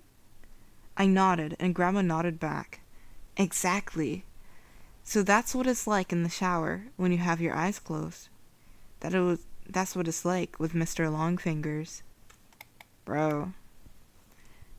A cold itch tickled back. Who's Mr. Longfingers, Grandma? She let out a deep breath as she wished she hadn't said anything. Where am I? Turned her back to face mine. When she next spoke, she lowered her voice. No one knows exactly, Grandma whispered. Some think it's a creature that's attracted to the heat and smell we give off in there. Others think it's a demon that tries to find a way into our realm through the dense steam clouds. No one can say for sure, because the only ones who have actually seen Mr. Longfingers aren't ever going to be able to tell you. Well, how do you know he's real then? But anyways. I pull in a breath. Why not? Grandma shuffled closer along the bed and leaned towards me, leaving my question hanging in the air. Why? Don't you worry about it, sweetheart. Don't worry your pretty head. As long as you remember the rules, you'll be fine. What rules? When you're in the shower, you try not to close your eyes for too long. 5 seconds is fine. 10 is just about okay too, but any longer than that...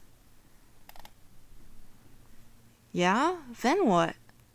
Well, any longer than that, and you may just start to feel something in the room with you. Something watching. And if you ever go longer than 15 seconds, that's when you might start to hear a noise too. Hear what? The soft tap, tap, tap of fingers on glass, fingers drumming against the glass door of the shower. If you do ever hear that noise, God forbid, you will make me a promise? What, Grandma? Promise me you'll never open your eyes. I barely slept that night. Hardly at all. I closed my eyes and tried to relax, but every time I'd imagine a face pressed against my bedroom window, staring into me. And when I did finally get to sleep, I had nightmares, bad ones. I had them all week, in fact. Dreams about disembodied eyes watching me in the dark, and long fingers reaching out to touch my exposed skin. It wasn't any better when I was awake either. Not really. The shower was the worst. That's when my grandma's story really got to me. I'd never thought about it before, but suddenly I had trouble shutting my eyes in there. I'd be standing beneath the beating water, shampoo running down my face, and as soon as I squinted my eyelids closed, I'd hear Grandma's words running through my head. 5 seconds is fine, and 10 is just about okay too. But any longer than that, I rubbed my hair fast, feeling the shampoo dripping off my chin, and as soon as I counted past 5 seconds, I'd feel it. A sort of pressure. Not a feeling of being watched exactly, but something close to that. I'd run my fingers faster and faster through my hair, frantically trying to get the suds out. And a ready blackness behind my closed eyes, coupled with the rush of water in my ears, would feel like a held breath, like the silence before a scream. The seconds would race through my mind, and I'd be so desperate to open my eyes again that I'd sometimes do it before my hair was fully clean, and my eyes would sting with shampoo. But before I shut them again, I'd always be sure to peer out through the steamed glass door of the shower cubicle, just to make sure I was still alone. It wasn't long before Mom realized something was up. She heard me crying out in my sleep one night and came in to comfort me, asked me what the matter was, and it all came out. I told her about Grandma's story, about Mr. Longfingers. She got this look on her face when I was telling her, like she used to get with me when I'd make her really mad, this wide-eyed angry look. Only this time she wasn't angry with me. She was angry with Grandma. My parents' room was next to mine, and sometimes, if I pressed my ear against the wall, I could hear them talking in there, soft whispers. That night, though, after Mom was satisfied, I wasn't scared anymore. She'd gone to her room. The whispers weren't soft at all. Oh no, I heard Mom hissing to Dad about Grandma. About the story she'd told me. Mom's face floated through the wall, sharp and crisp. Mom's voice floated through the wall, sharp and crisp. You know what your mother said to him now? Don't you, Simon? Dad's response was like an unintelligible mutter. She told him there's a monster that'll get him if he shuts his eyes in the shower. A monster. The poor kid's been having nightmares about it all week. Seriously, Simon, you better say something to her tomorrow morning, first thing, or I will. Grandma came to visit me in my room the following night. That time, she perched on the end of my bed. There were no stories, nothing like that. Grandma just sat there and stared down at me, her blue eyes wide and sad. The light from the moon outside my window lit up her wrinkled face. You know I'd never let anything bad happen to you, don't you? She said after a moment. I nodded my head. I know, Grandma. You know I wouldn't let you come to any harm? I nod again. Good, that's good. She looked away from me for a moment, out the window. You know, the things I tell you in the evening are meant to help you, sweetheart. They're meant to toughen you up a bit, protect you. She paused and shook her head. But maybe your mom's right. Maybe I went too far this time. She looked down at me and smiled. Even then, even though I was 10 years old, I could tell it didn't quite reach her eyes. I didn't tell you... I'll tell you what, Grandma said. You know what I told you about Mr. Longfingers and the shower? Well, I'm gonna make sure you're safe. I'll scare that guy off. How about that? It won't come back in a hurry if it has to face me. I stared up at Grandma, watching her face glow in the moonlight, watching her smile down at me. I nodded my head once. I was the one who found her. Bro. I don't know when exactly happened, but I guess it was about a week after we had the talk in my room. A week after she told me she wouldn't let me come to any harm. I woke early that morning from a bad dream to a heavy thudding sound. I sat bolt upright in my bed. My room was quiet around me, and I couldn't hear anything from the wall that joined my parents' room either. But the house wasn't entirely silent. Floating down the hall, muffled by my closed door, I heard the sound of rushing water, the noise of the shower. I leap out of bed and run down the upstairs hallway, heart already pounding in my chest. As soon as I reached the closed door, I started banging on it. A deep terror was welled up inside me, like cold water from a well, something I couldn't place. And I kept banging and shouting, "Grandma!"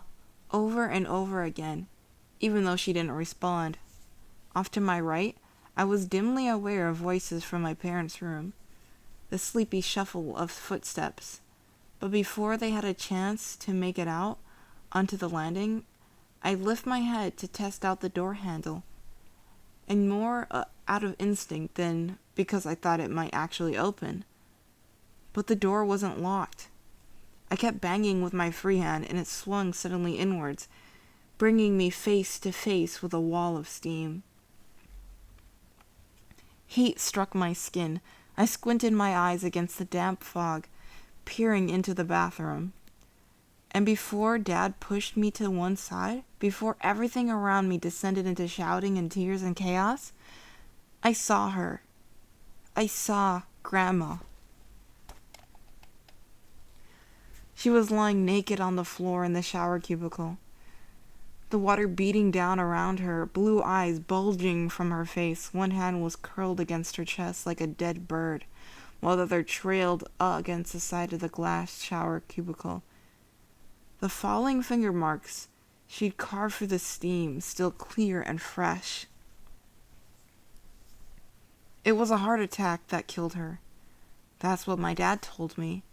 He said Grandma was old, and the thing that struck her quickly and suddenly should have died fast and without pain, Dad said. She wouldn't have suffered. I knew better, though. Even as a 10-year-old kid, I knew better. And years later, writing this as an adult, I still know better. I also know my wife and kids resent me for refusing to have a shower in the house, for insisting everyone take baths. They pretend it's okay, and they humor me. But I tell you, they don't really understand it. Not at all. My wife thinks she does. She thinks I still carry the trauma of seeing my grandma dying in front of me when I was little. I guess she's right, in a way. But she doesn't know the full truth. Nobody does. No one would believe me, even if I told them. No one would believe me if I said the reason I don't take showers, the reason I hadn't had one since I was 10 years old, isn't because I'm scared from the sight of a dead body. It's because all those years ago, when I crept back into the still hot bathroom after the paramedics had taken Grandma's body downstairs, I made sure to check the marks her fingers had carved through the steamed glass of the shower cubicle. And those marks weren't on the inside. Bruh, what do you mean story 3 and 2? What are you cooking up, bro?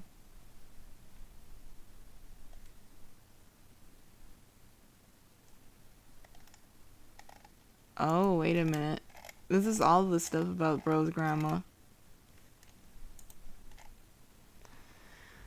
Someone said you could write a book.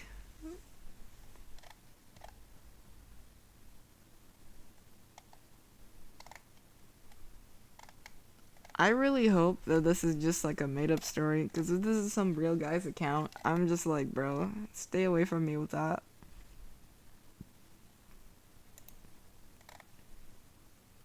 Jeez. Guess the shampoo will be burning my eyes tomorrow. Bro, why did you... Boiled sweet is a hard candy? Just, that's so weird. I didn't even... That's interesting. I guess you do have to boil the sugar or something.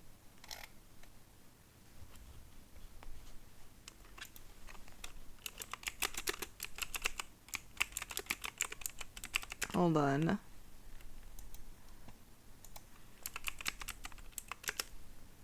I'm gonna do a quick little thing here.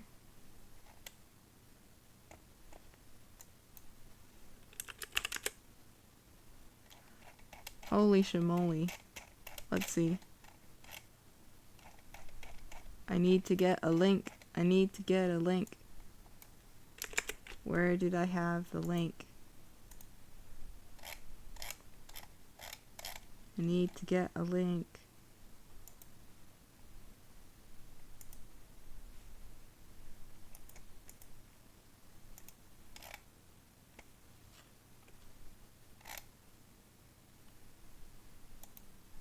I need to get a link.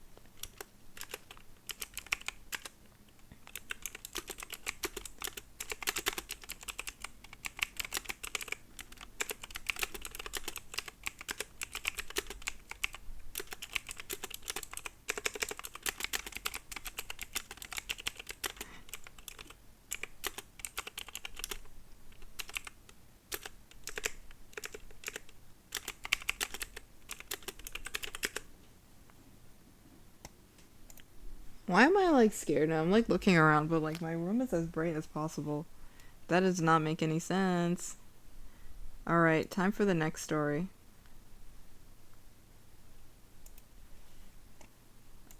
This dude and his grandma, scaring the entire world. My grandma used to tell me scary stories when I was little.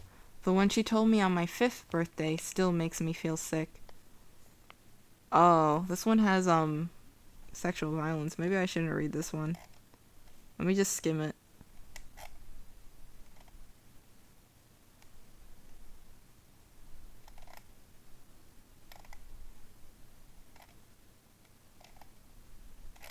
I'm gonna have to, I'm not sure. I'm gonna try, maybe I should try story 2. Okay, here. My grandma used to tell me scary stories when I was little. Here's one I just remembered. Let me see how many upvotes this has. I'll still read it. It still has a sizable amount. Okay, it's starting to come back to me. Slowly, bit by bit. I don't know if it was opening up about my grandma's other bedtime story that did it, or the fact my wife finally persuaded me to try counseling. But whatever the reason, the memories are returning. Memories from my childhood, memories of grandma, memories of the stories she used to tell me before I went to sleep. See, I always knew there were other tales that scared me when I was little. But the time when I was a teenager is like a dark landscape. Only a few small patches are lit up. It's getting clearer now, though. The shadows that litter that black land are finally being forced to retreat. The thing is, I'm not sure I want to see what they've been hiding. I must have been around 7 years old when my grandma told me about the special knock. I was tucked up in the bed at my parents' first house, in a little room at the back at the time. Grandma was perched by my feet. I'd been crying. I don't know what upset me, but I remember my eyes blurring and my nose running. I remember probably a cut in my lip, touching it over and over again with my tongue. I remember the frown on Grandma's face, a look that was half concerned, half something else. After she'd grabbed a tissue for me and wiped my face, she got up and walked away from the bed, wandered over to the cupboard on the opposite side of my room. I remember that cupboard well. Before we moved to our second home, that cupboard was a source of many sleepless nights for me. Many nightmares. I used to imagine all sorts of things about it. I'd lie awake, sometimes for hours, and I'd have to keep peeking my eyes open to check the cupboard door was still closed, to make sure it was shut tight. See, whenever my eyes were closed, I'd hear a creak somewhere in the house. I'd imagine it was the cupboard door, that something on the far side was trying to open it, ever so softly, so it could come and get me while I slept. I'd never told anyone about this fear, even at 7 years old. I knew it was stupid, baby stuff. But as I watched my grandma stop in the front of the cupboard and lean her wrinkled cheek against the wood, I felt myself growing tense all the same. Even though the lights were on, even though there was an adult in the room with me. And when my grandma closed her eyes and started whispering, I had to fight back the urge to shout for my parents. Grandma! I could hear the uncertainty in my voice. Grandma, what are you doing? For a few more seconds she didn't respond, just kept her eyes closed and kept muttering. Then abruptly she turned to face me again, smiled, and when she came back and resumed her usual position at the foot of my bed, I knew it was story time. Bro, this guy's grandma is into some stuff. Did I ever tell you about the special knock, sweetheart? I shook my head. No? Well, maybe I was waiting until you were a bit older. The special knock could be wonderful. It could lead you to see things you wouldn't be able to conjure up in dreams. But it can also be, well, dangerous. Grandma glanced away from me, toward the bedroom door. Maybe it's one for another time, in fact. I should be getting home to see your grandfather, and I wouldn't want to scare you. She started to get up from the bed, but I stopped her.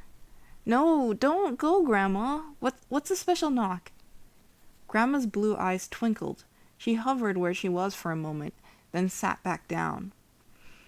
The special knock is an old trick of a friend of mine taught me when I was younger, she began. Not everyone can do it, and not everyone would want to do it. You have to be brave, and careful, and well, special. Grandma smiled at me. Like you. As I watched her, she reached into the front pocket of her cardigan and pulled out 2 boiled sweets, passed one to me.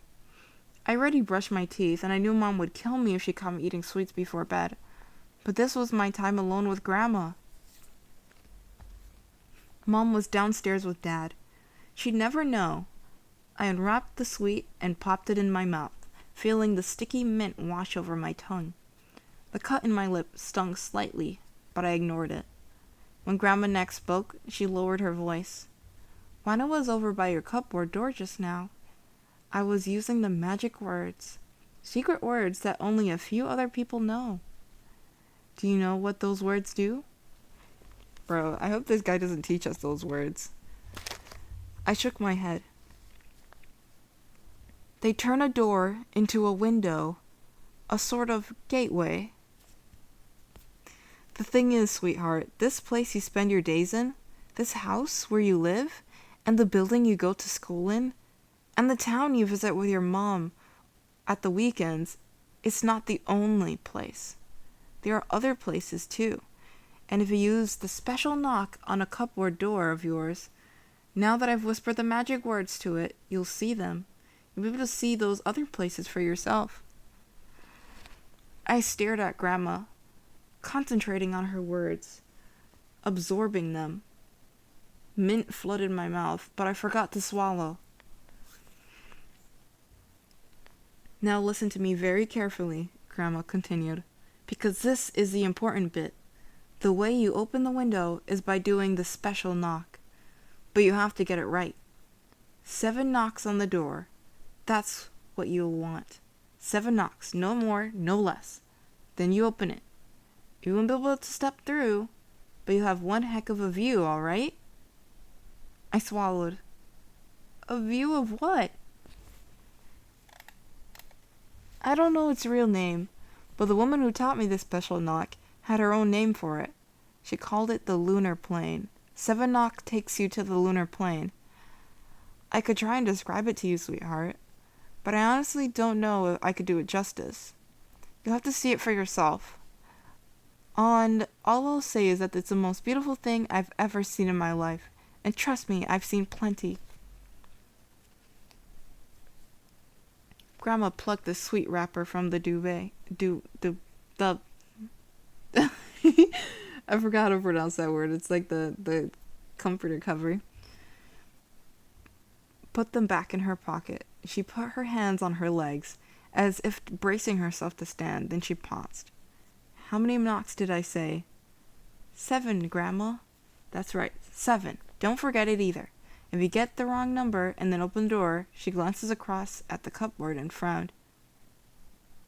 Well, just make sure you don't get the wrong number, okay? Bro, at least warn bro about what's gonna happen. And will you make me a promise? What? If you do something, if you do somehow knock the wrong number of times, especially if the number happens to be 13 or something close to it, then whatever you do not open the door. Okay? Don't open it. No matter what you hear on the other side, the last thing you want is to open a gateway to the Black Lands. I felt icy fingers run down my back. I glanced across a closed cupboard door and the shadows at the far end of my bedroom. What's the Backlands? The Blacklands. Grandma stood up and wandered over to me, leaning down and gave me a kiss. You don't want to know, she whispered. I spent the next day avoiding the cupboard. I didn't go anywhere near it. I tried not to even look in its direction. I did my best to push Grandma's story as far out of my mind as I could. It wasn't easy. Whenever I was alone in my room and the house was silent, I'd feel it. A sort of pull. Like when someone tells you not to look at something, and suddenly all you want to do is take a quick peek. The feeling was sort of like that, but it was different. Stronger. Sometimes when I was lying in bed at night, I'd feel the cupboard almost like a weight in my mind. I have a static energy. It made me restless, made me want to scrunch up my fists and grit my teeth. When I turned away from the cupboard, my skin itched, like the pores had tiny invisible bugs in them. It made it hard for me to sleep. And when I did, I had dreams. Sometimes the dreams were pleasant, floaty ones. I dream I was on a cloud, hovering through multicolored planes of light, flying through an endless sea of stars. I'd wake up from these dreams feeling happy and safe, like how I felt when Mom hugged me and stroked my hair. Other times I had nightmares. The nightmares I had during the week were the worst I'd ever remember having in my life. Horrible half-glimpsed blurs. Imagine I'd wake up from with a scream lodged in my throat, my sweaty, soaked pajamas sticking to my skin of my back. At the time, I didn't remember the nightmares themselves, at least not completely. But every time I woke from one, I was left feeling the same fading image. An image of myself surrounded by thick, choking blackness. Dense shadows everywhere. I couldn't see a thing, but I had a sense that I was standing at the center of a vast open space. Wind howled around me. Sounds echoed. I wanted to open my mouth and yell for help, but I couldn't bring myself to, because I knew I wasn't alone. It was a week after Grandma's story that I used the special knock. It was a Saturday night, and my friend from school, Tim Jacobs, was around. Was around? I guess around. Was around. We were having a sleepover. It's been a long time since I saw Tim, but I could still picture him, even though he was a month younger than me. I always remember him looking older, taller, broad-shouldered kid with green eyes and messy blonde hair. I'm gonna just reduce the volume of this here. I don't know why I keep finicking with it. There we go. A half smirk permanently on his face, Tim was one of the most popular kids in our year. And in normal circumstances, he wouldn't have had anything to do with me. But our dads were friends from way back, and we'd known each other our whole lives. As Tim often liked to remind the kids at school, he was forced to hang out with me.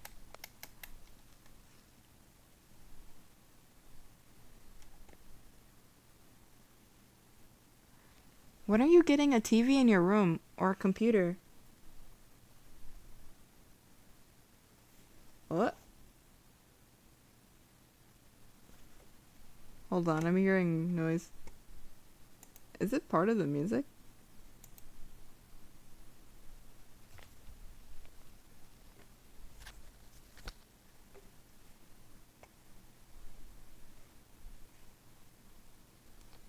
Either way. Where was I? Forced to hang out with me. When are you going to get a TV in your room or a computer? Tim sat in his pajamas, slumped in the chair by my desk. He was fiddling with my desk laptop, switching it on and off. His face lit up with light, then disappeared, then lit up again. This wasn't the first time Tim had asked me a question like this. Whenever we had sleepovers at my house, he spent the whole time moaning about my lack of stuff. No TV, no computer, no PlayStation. I had board games, and I had books, but that was about it. And Tim had no interest in those. You know my mom won't let me, I muttered back. It was 10 p.m., and we were both speaking in half whispers. We'd been told to go to sleep at 9 p.m., and Mom had already been up to give us a warning for talking. I knew from past experience that one warning was all you wanted to get. Mom had a short fuse. She wouldn't be above grounding me if I wasn't careful. I know we were safe if we kept our voices low, though. Mom and Dad were both downstairs in the lounge, watching TV, some film. That faint, tiny sound of laughter drifted upstairs every now and then. As long as we weren't too loud, they wouldn't hear us. I glanced warily at Tim, who still fiddled with the lamp. He was in a restless mood. He'd been silent and sullen most of the evening, rolling his eyes whenever I suggested stuff for us to do. Bad signs. From knowing him for so long, I knew he could get reckless when he was bored. Reckless and mean. You know what I think? Said Tim now, keeping his eyes on the lamp. He was talking slowly and carefully, punctuating his words with a flick of the lamp switch. What I think, switch light, is that your mom, switch dark, is a bee, switch light. He put extra emphasis on B, savoring the bad word, the adultness of it. Then he stared across the room at me, fixing his green eyes on mine. I felt my own eyes prickle, and suddenly had to fight back. Had to fight to hold back tears. I looked at Tim, and my eyes found the cupboard. I know what we could do. Oh my gosh, this bro's gonna get Tim killed. He's literally gonna get Tim killed.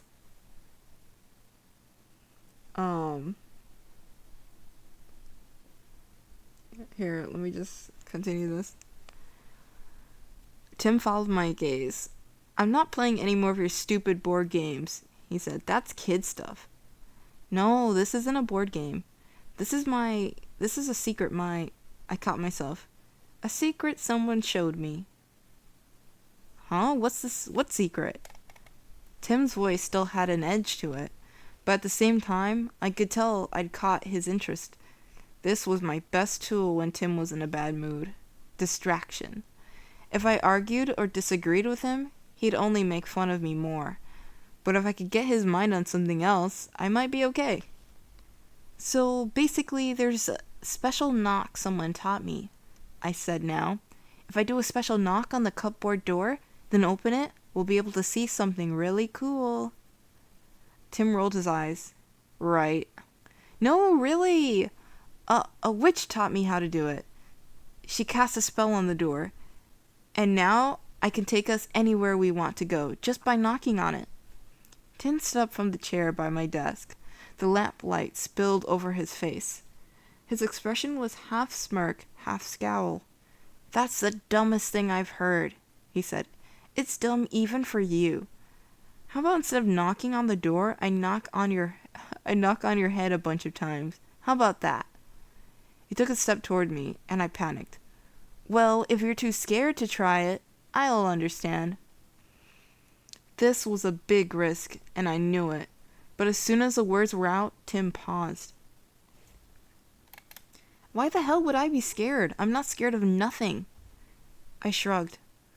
Well, the spell the witch did is dangerous, really dangerous. Like, if we get the number of knocks wrong, and I do more than I should, we could go someplace bad. Tim glanced across the cupboard door, then looked back at me. His face was hard to read. Wait, so how many knocks is it meant to be then? 7, I said quickly. 7 takes us to this awesome place. But the witch told me that if we get the knocks wrong, especially if we get close to 13, or something like that, then the door opens someplace different, someplace scary. Tim was no longer scowling. He looked across at the cupboard door again, a slight frown on his face. After a few more seconds, he shrugged his shoulders. Go on then, let's try it. The brief wave of relief I felt was extinguished as soon as I turned to the cupboard door. It stood a few feet away from me, just outside the glow of the desk lamp. In the shadows, it seemed stupid to think that the cupboard wasn't anything more than just a cupboard. Baby stuff. But then again, as I looked at it, I remembered the dreams I've been having all week, the nightmares, and Grandma's words from the previous weekend floating back to me. If you get the number wrong, and then open the door. Grandma hadn't had her storytelling face on when she warned me about getting the number wrong. She had her serious face on. I was sure of it. As though she really meant what she was saying. And what was it? She said about 13 knocks. If you do somehow knock the wrong number of times, especially if the number happens to be 13, or something close to it, then whatever you do, do not open the door. Don't open it, no matter what you hear on the other side. I shivered.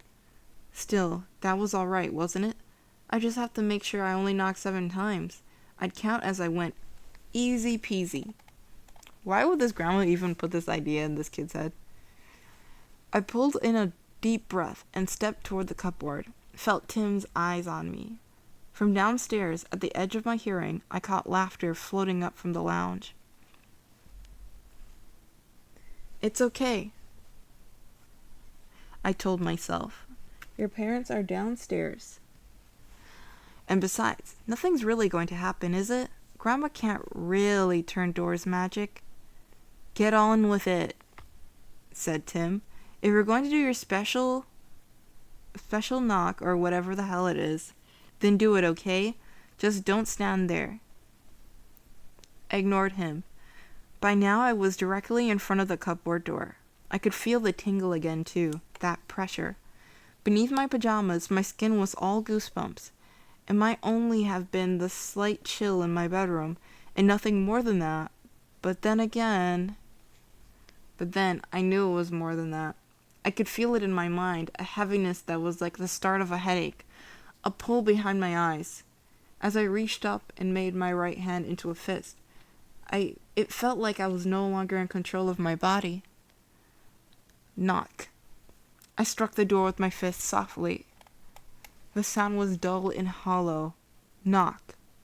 I felt Tim at the edge of my vision, moving up beside me. Knock. Somewhere in the distance, I heard a faint sound. Knock. At first, I thought it was a noise from the TV downstairs, but knock. Then I thought it might be coming from outside my bedroom window, and knock.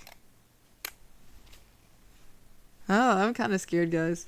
Then it sounded as though it was all around me, and knock. I hope that's 7. Let me count. Yeah, it looks about like 7. Finally, as my fist struck the door the 7th time, I realized what the sound was. A whistle. A faint low hum coming from the inside of the cupboard. The echo of my final knock faded, melting into the noise beyond the door. My skin tingled. I stepped towards, almost in trance. My hand reached the doorknob, and then I felt myself shoved to the side as Tim pushed past me. Bang, bang, bang, bang, bang. Tim, you are cooked. Was this 7? Oh, bro, put exactly 13. Before I had a chance to stop him, or even so much as I called out, Tim had thumped his fist against the door 6 more times, making the total number of knocks 13. Beyond the cupboard, the whistling sound stopped. Tim reached out and gripped the doorknob. Bro, how does this end? Tim is cooked.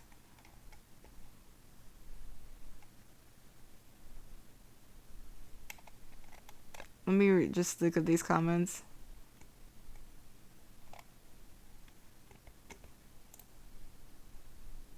Yeah, like, what are the words? Anyways. Don't! My words were only a half whisper, but something in my voice made Tim pause.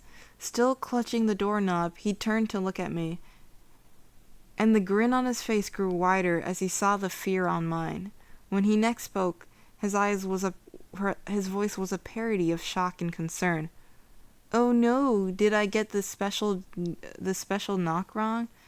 Did I make it all scary for poor little Christopher? Tim pouted out his lower lip. Is little Christopher scared of the big bad monsters in the cupboard?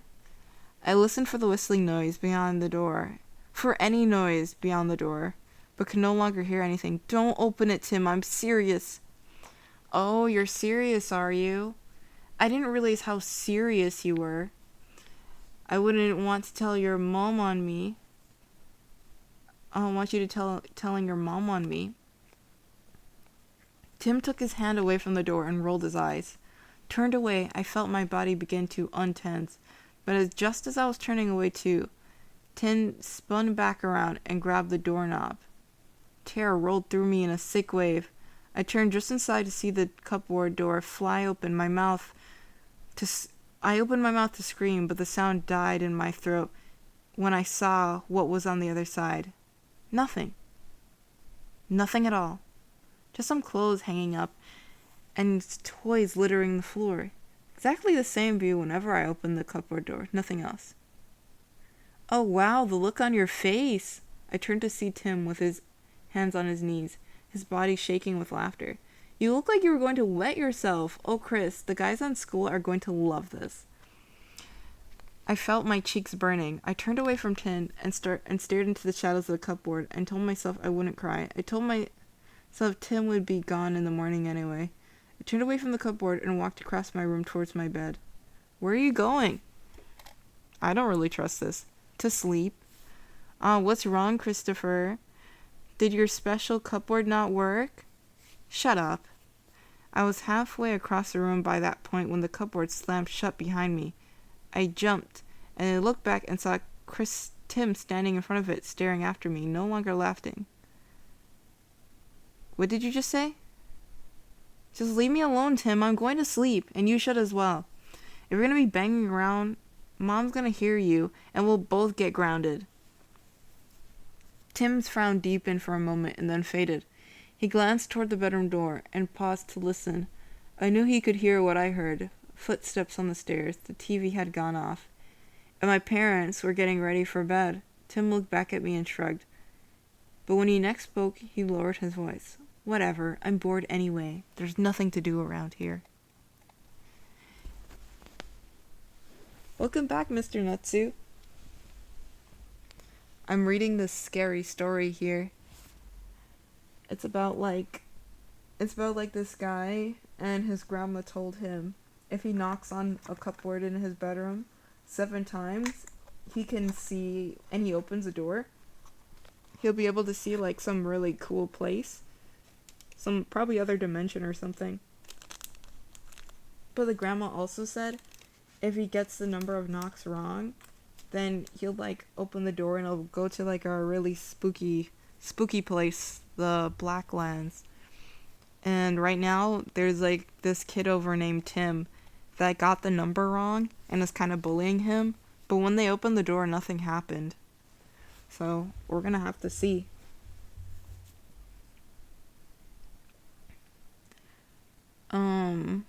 Where was I?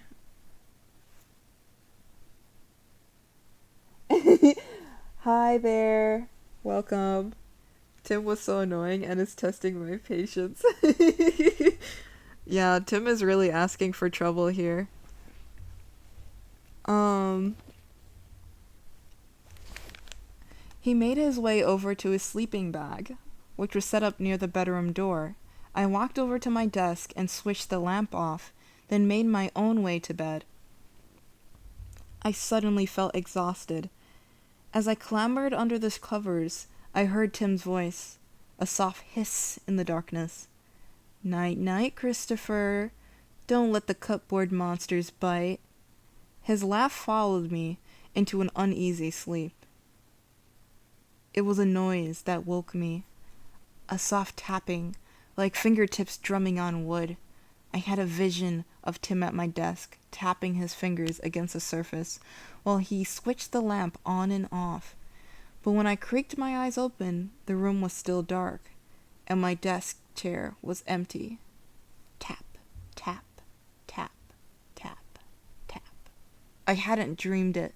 The sound was still there, constant and steady. Tap, tap, tap, tap, tap, tap. Coming from the far side of the bedroom, dread surged through my chest and stomach, forcing me fully awake. I lifted my head from my pillow slowly and peered into the shadows. Tim was standing in front of the cupboard, his back facing towards me, blonde hair sticking up in clumps, still messy from sleep. As I watched, he took a step closer to it, then another. Finally, he began to reach out a hand, as if in slow motion, for the cupboard doorknob. "Tim?" I spoke in a low hiss. "Tim, what are you doing?" He didn't react, just kept reaching his hand out, his fingertips now inches from the door. Tap, tap, tap, tap, tap. The sound was growing louder, more insistent.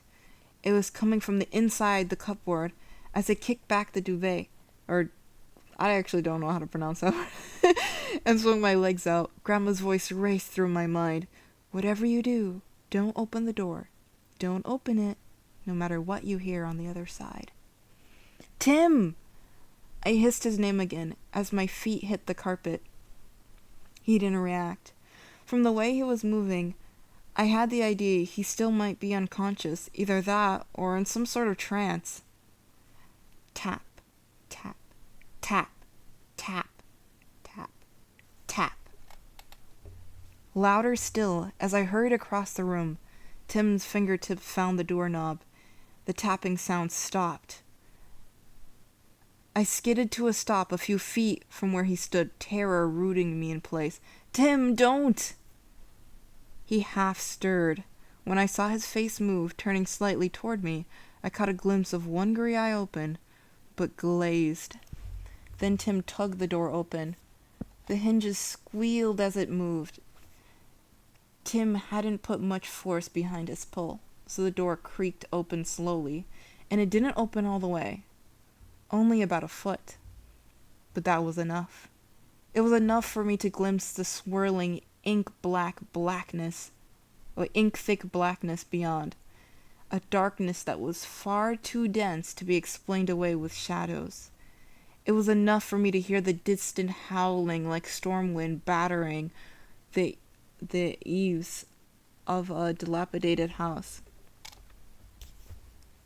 And it was enough for me to feel a sense of dread that was worse than anything I had ever felt before in my life. "Tim! Tim, wake up!" My voice wasn't any louder, but this time it seemed to get through. Tim let go of the doorknob. He turned towards me. I saw him blink rapidly, saw the glazed look leave his face. For a second, his green eyes found me. He opened his mouth to say something, but then long fingers stretched from the cupboard and found his throat. I didn't scream. I couldn't. I could only stare on in shock as fingers wrapped themselves around his neck. Tim tried to speak, but he couldn't. He could only make the same strangled noise, like a baby struggling to make itself understood.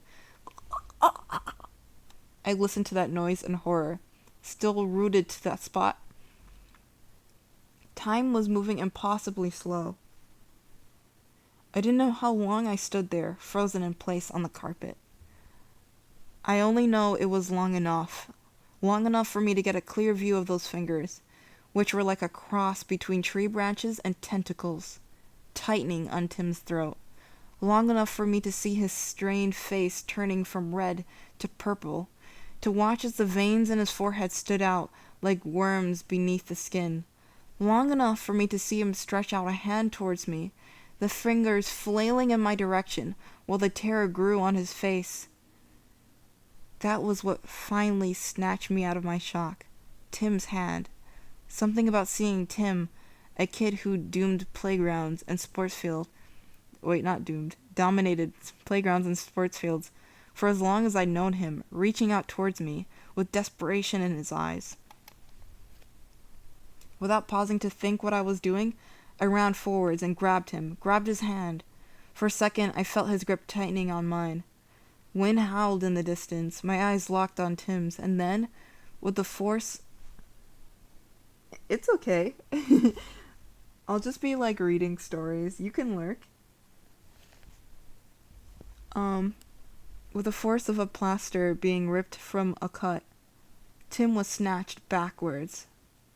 1 minute he was holding my hand, the next he'd vanished. I heard a brief impression of him flying through the air, screaming as he was pulled through the dark gap in the cupboard's door. Then he was gone, his cry swallowed by the distant wind. I stared down at my empty hand, too many questions raging through me to process, and looked up again when I heard a crash of a cupboard door banging shut. By the time I heard footsteps and voices on the landing beyond my room, I'd started to cry. Tim was never seen again. Gone without a trace. When my parents first came to my bedroom that night, they thought it was all a game. Hide and seek got out of hand. I kept telling them Tim was in the cupboard, but whenever my dad opened it to check, couldn't find anything. Just the same old piles of clothes and toys. Later, when the police came, I told them the same thing I'd eventually told my parents. That I'd see something grab Tim and pull him into the cupboard, a hand that came out from the darkness wrapping itself around his neck. None of them believed me. Why would they? Looking back, I can see myself through their eyes, just an upset, terrified little kid whose friend had gone missing. Maybe they thought I'd had a nightmare, or maybe they thought I'd seen something, an abductor pulling Tim through the door window, perhaps. But my frightened mind, what? had simply confused the details. Either way, whenever I mentioned the cupboard, they dismissed it. There was only one person who didn't.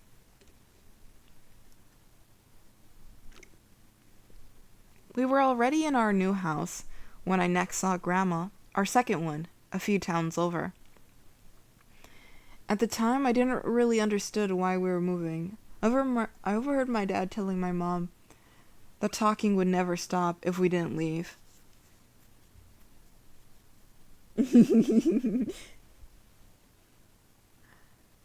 Mr. Natsu has to lock in on his classes. So, let's see here. Where was I? By the time I couldn't really understand. We're moving. The talking never stopped. I didn't really understand. I didn't really get what he meant. I didn't care, though. Moving meant I can go to a new school and get away from all the whispering kids in the playground. It meant I never have to see Tim's mom, who turned up upside down the school gates one day to scream questions at me. Again. But mostly it meant I could get away from the cupboard. It meant I could sleep. My parents had eventually set my bed up in the spare room when I refused to step back in my own bedroom. But even that hadn't helped. Not really. Because I still knew it was in there. I could still feel it. The thought of that cupboard was a terrible itch in my mind. I kept wanting to scratch at it, but it only made it worse. Moving house got me far away from it, once and for all. And a couple weeks after we'd moved, I finally saw Grandma. I had been asking Mom and Dad if I could see her ever since that night Tim disappeared. But they kept putting me off. Said it wasn't the right time, and I could see Grandma once everything was more settled. But finally, after our furniture was moved in, and they grew fed up with my pestering, I got my wish. Grandma came around for the evening, and at bedtime I asked if she could come to tuck me in. She agreed. The second the door to my new room was shut, I started blabbling. Telling her about the cupboard door, the special knock, and about how we knocked 13 times, about what happened to Tim. She listened at first, but as I grew more and more worked up, she finally came over and started stroking my hair. Shh, shh, sweetheart, Grandma whispered. It's okay.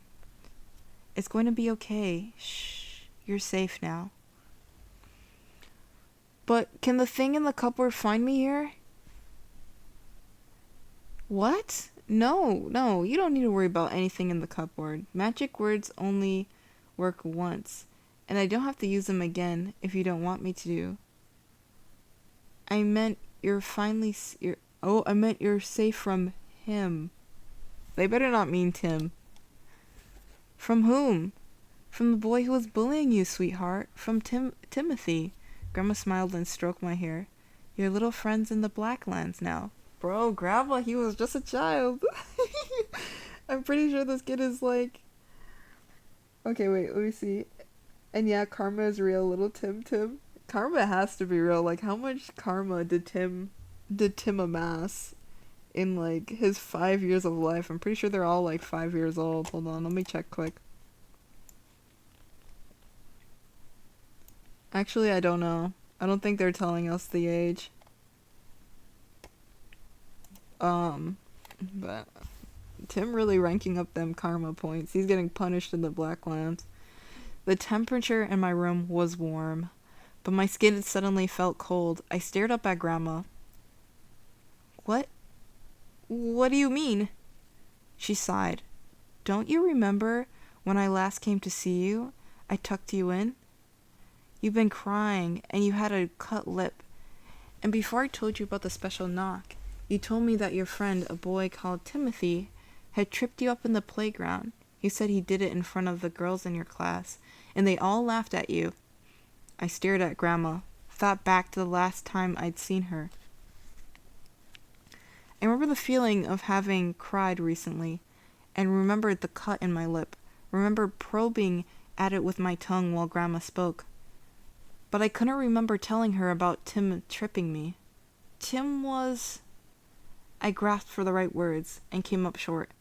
Tim's my friend, Grandma. Well, I'll tell you something for free, sweetheart.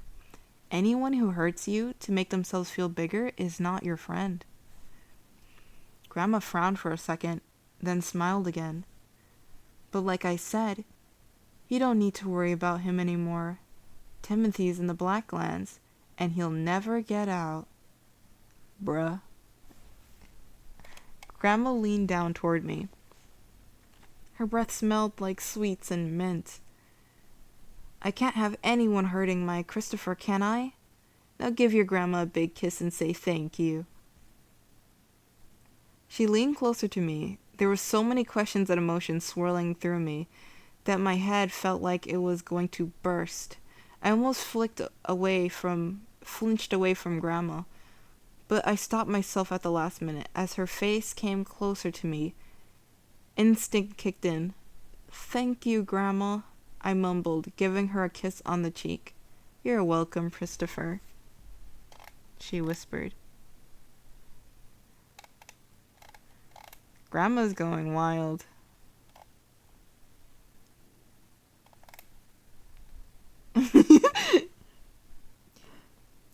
Also, let me see. How do I pronounce your username? Do I just say Wan? Wanna wan?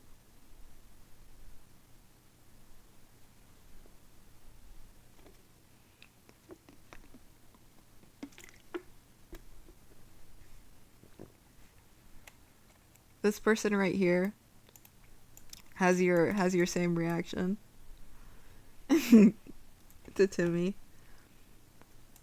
There's another story that's here, but I don't know if I can read it. Because I think it has sexual violence. And I don't know how severe it is, so I might have to save that for another time. So, but now I have to, let's see. Yep. We have another story here. It's not as popular, but then again, this is only about a month ago, so probably really good.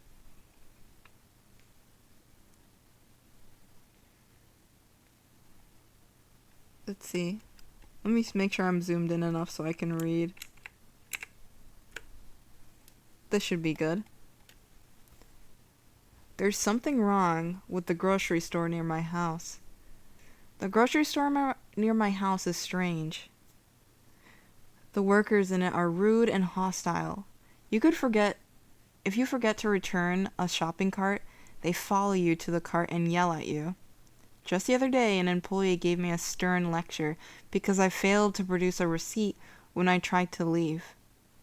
You have to show a proof of purchase, she hissed.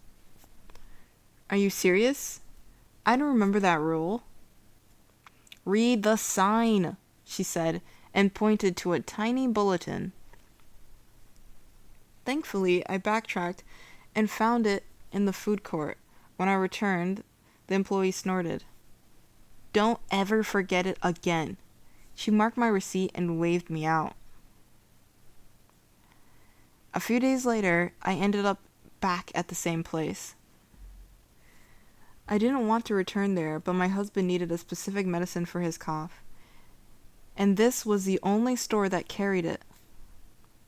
I parked near the front and hurried inside and searched for the herbs and supplements. You lost? A gruff voice said. I turned to see a bald associate with a nasty scar. He studied me with a strange sense of resentment, like my very presence disturbed him. No. Good, 'cause if you get lost, I'm not helping. He pointed to a go-back cart filled with items. I'll be restocking shelves all day.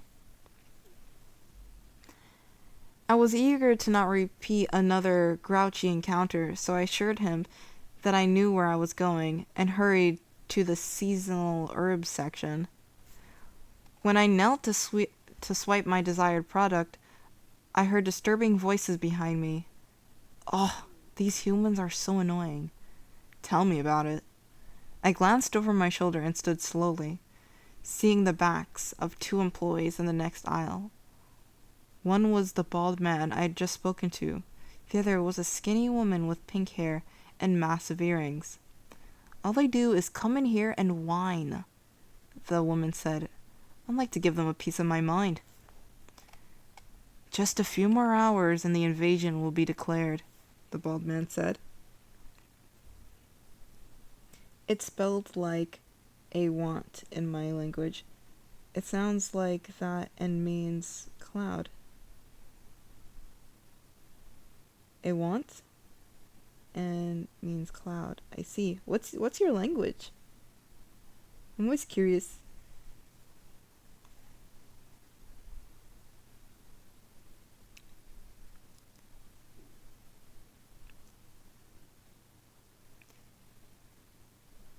Let's see. Where was I? Just a few more hours and the invasion will be declared, the bald man said. Malal.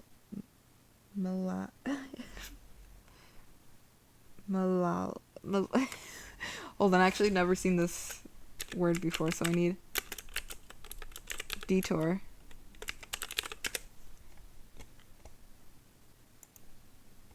Small detour.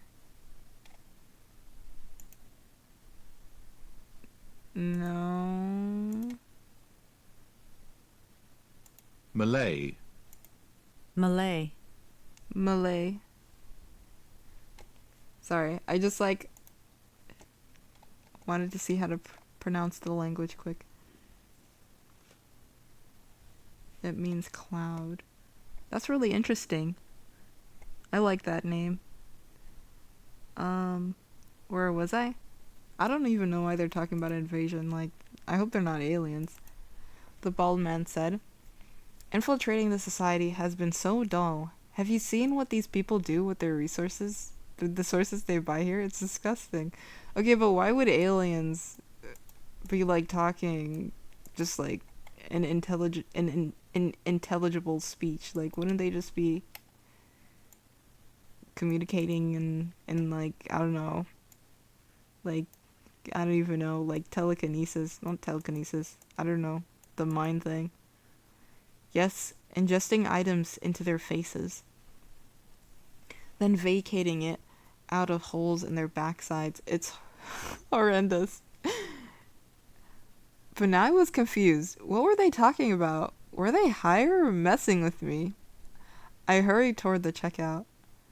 When I reached the line, a tall employee with bright pimples greeted me. Did you find what you needed? Yeah, thank you. I could still hear the man and the woman yapping in the herbs aisle. They hadn't quieted down. In fact, they'd grown louder. That'll be $30, the tall employee said, regaining my attention. Oh, yeah, thank you. I paid, then stepped outside. I was shocked by the strange conversation. I kept replaying it over and over again. Was it all a joke? Were these workers playing tricks on me to have some fun? The more I thought about it, the more I realized that, yeah, it had to be a prank. That was the only explanation. I made it to my car and fired up the engine. As I backed away, a fleshy palm slapped against my window. Ew. It was a tall employee. His face was pressed up against the glass like a sea, I forgot to pronounce that word. I know this, but I'm gonna skip that one. Body in an aquarium. His eyes were bloodshot and bulging, like they were about to pop out of his skull. Excuse me, miss. Yes? You forgot something. He raised a small plastic triangle into view, giggling. Ah, my credit card. So silly of me. I smile awkwardly. While I rolled down the window to retrieve my card, the tall employee reached inside and grabbed a hold of the steering wheel. What the? You seem like a nice lady. His blood-red eyes focused on me. It's going to be sad watching what they do to you. What they do? To you. To them. He pointed to the customers leaving the store. To everyone who's not us. Yeah, but you're... Why are you guys working minimum wage and at a grocery store? Like, you could invade, like... It's like an alien invasion or something. Like, they could have been anywhere else. The pimples on his face seemed to grow brighter. I looked hard and noticed his skin twitching in multiple areas. Please, let me go, or I'll call the police. When the lights start this evening, he hissed, don't go outside.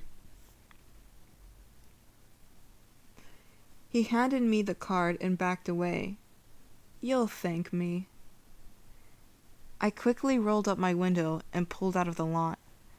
I called the police and told them what happened, but when they got there, none of the employees matched the tall man's description. I went to bed feeling exhausted and creeped out, wondering, what the hell was he even talking about? A few hours later, my husband stirred me awake. Babe, there are strange lights outside. I dove to the window. Sure enough, there were bright colors stretching down from the sky, moving in different directions. What is that? No one knows. It started at midnight and hasn't stopped. I grabbed my phone and searched flickering lights. Some articles were claiming it was Russia. Others said extraterrestrials. In each case, the message urged people to stay indoors. When the lights start, the tall man's word replayed in my mind, "Don't go outside." "This is insane," my husband said. "I need a better view." He rushed into the hallway. I was so distracted that I barely registered the sound of our front door opening.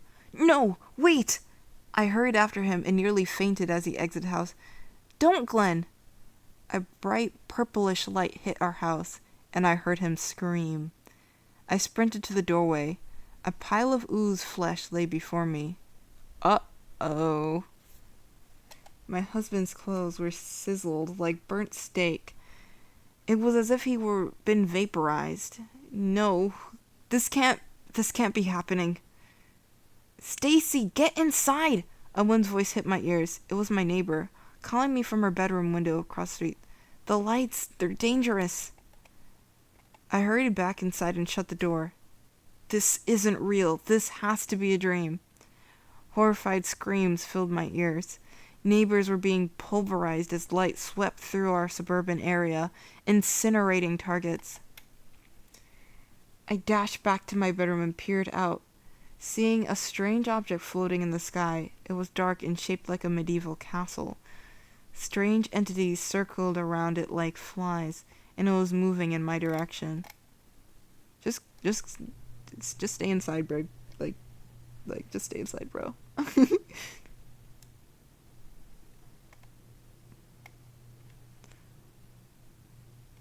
If only I warned the husband in time. Yeah, like, why didn't you just tell your husband about, like, that would be the first thing I would, the first thing I would be was like, "Bro, look, I just saw this crazy thing, at the store, and they told me this."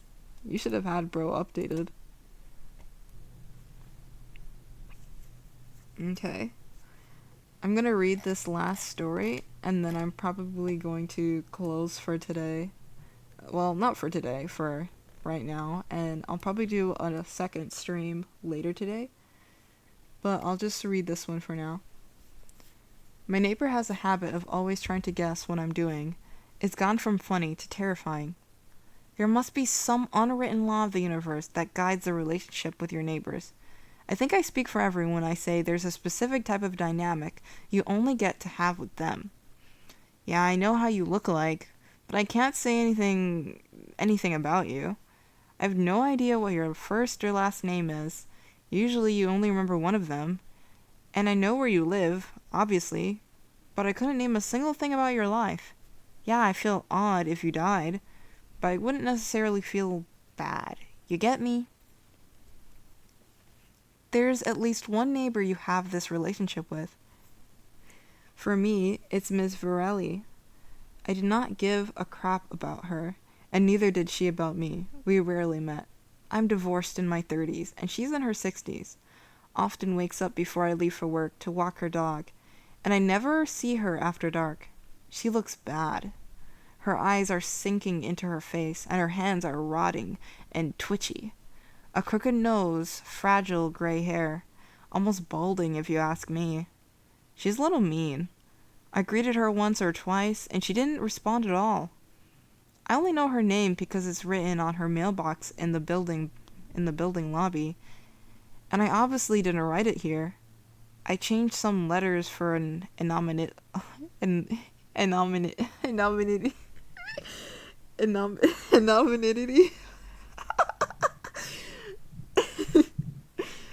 Let's just pretend I said that correctly.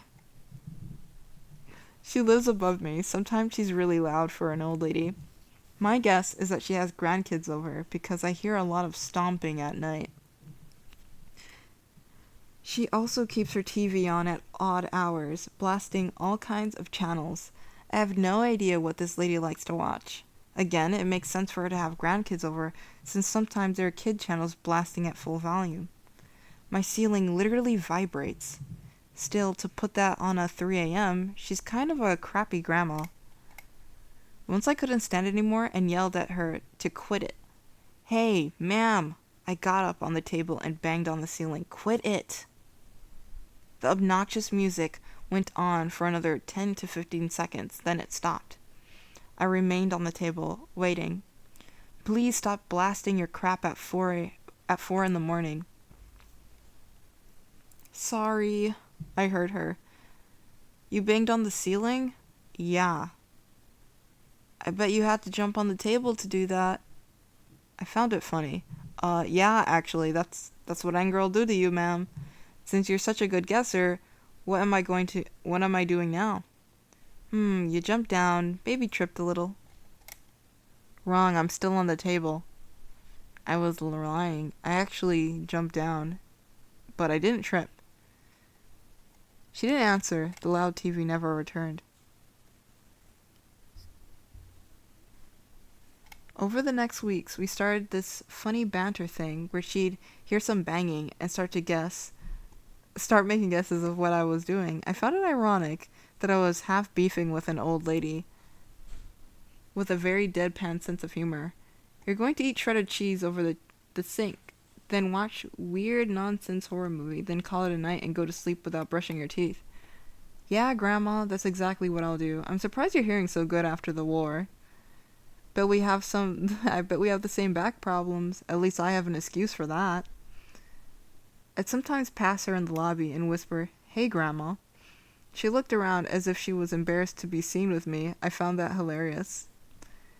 A few weeks passed, and around 2 a.m., Miss Varelli's voice came from above. "Can't sleep, Kitty?" "Don't call me Kitty, Grandma."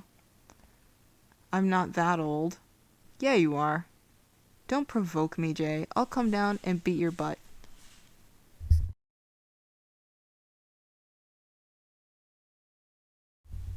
I'll use Jay for anonymity. Again, "I like to see you trying." Silence. It went on for some time. I thought she'd gone to sleep. Then I heard a knock at the door. No matter how you put it, a knock at the door at 2 a.m. can never be good. I was a little freaked out by the possibility that my grandma, my 6-year-old neighbor, might have understood our banter a little wrong. I heard the knock again. I got up slowly, then creeped up to the door. I knew I'd locked it, but I still had my doubts. The knock came again, teasing, playful. "Bro, what the hell?" I remember thinking. "You're pretending not to be home?" Came the hushed, hoarse whisper. Something about it sent shivers down my spine. "Hey, Miss Forelli? I don't want you to get the wrong idea. I'm not interested like that." A pause. "Jay, do you honestly think I was into you?" "Oh, not at all. Just wanted to play a little hide and seek." "Yeah, no thanks." Her voice was a little stretched. My body was incredibly stiff. I slowly looked through the peephole and saw nothing, and yet her voice came from the door. "Hi, open the door." "Let me guess. You're holding your breath?" I stepped back, eyes wide open, throat dry. I waited to say something, but the words died down. Then she began to sing. The words were hushed and stretched out, filled the silence like a bad dream fills innocent, conscious, conscience,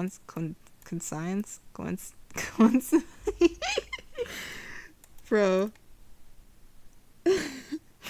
My brain just like forgets how to say certain words sometimes, and I just have to like go over like, you know what, actually never mind. I am not singing this because I don't know how to sing. Quiet feet on a bathroom tile. Mirrors hold you for a while. Lights are off, but I still see something standing where you'll be. I was seriously crapping my pants by now. I stepped back as she continued. Click the lock and check it twice. Once for fear, and once for nice. Shut the hell up or I'll call the police. She stopped. I creeped back to the peephole and watched the hallway for what felt like hours, but I caught no movement. She either left before I could reach the peephole, literally sprinting or leaping to the stairs, or waiting crouched down for hours. I don't know what was creepier. I didn't sleep at all.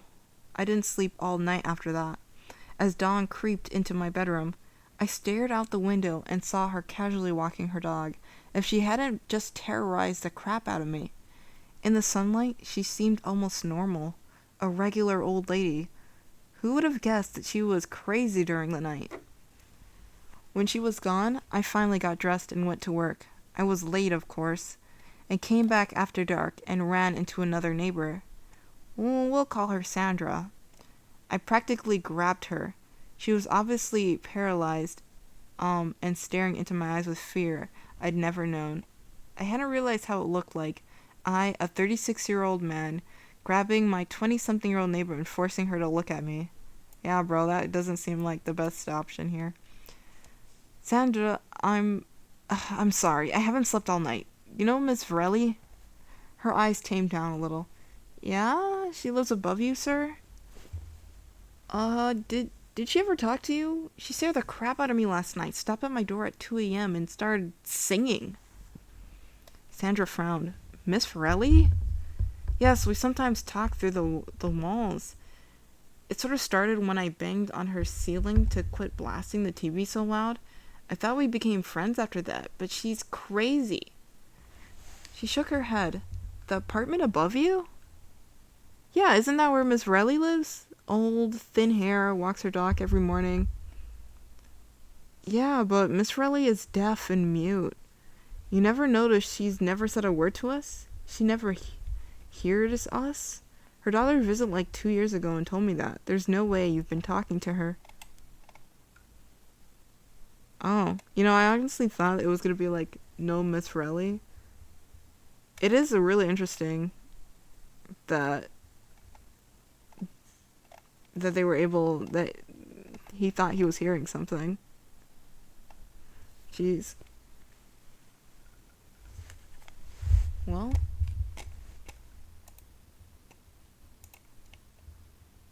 let me go here.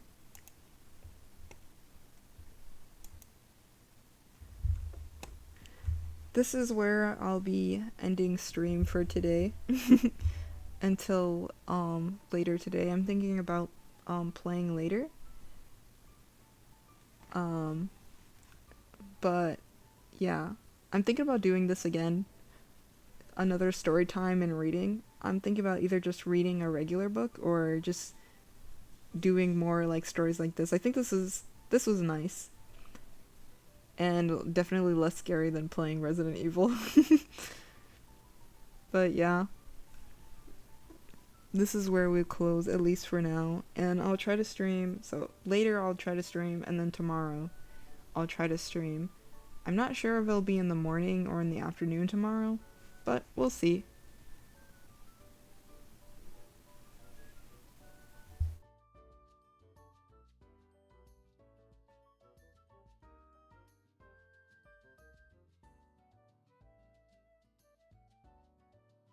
So yeah. Bye everyone. Thank you for coming. Orn. Thank you for coming and thank you for lurking.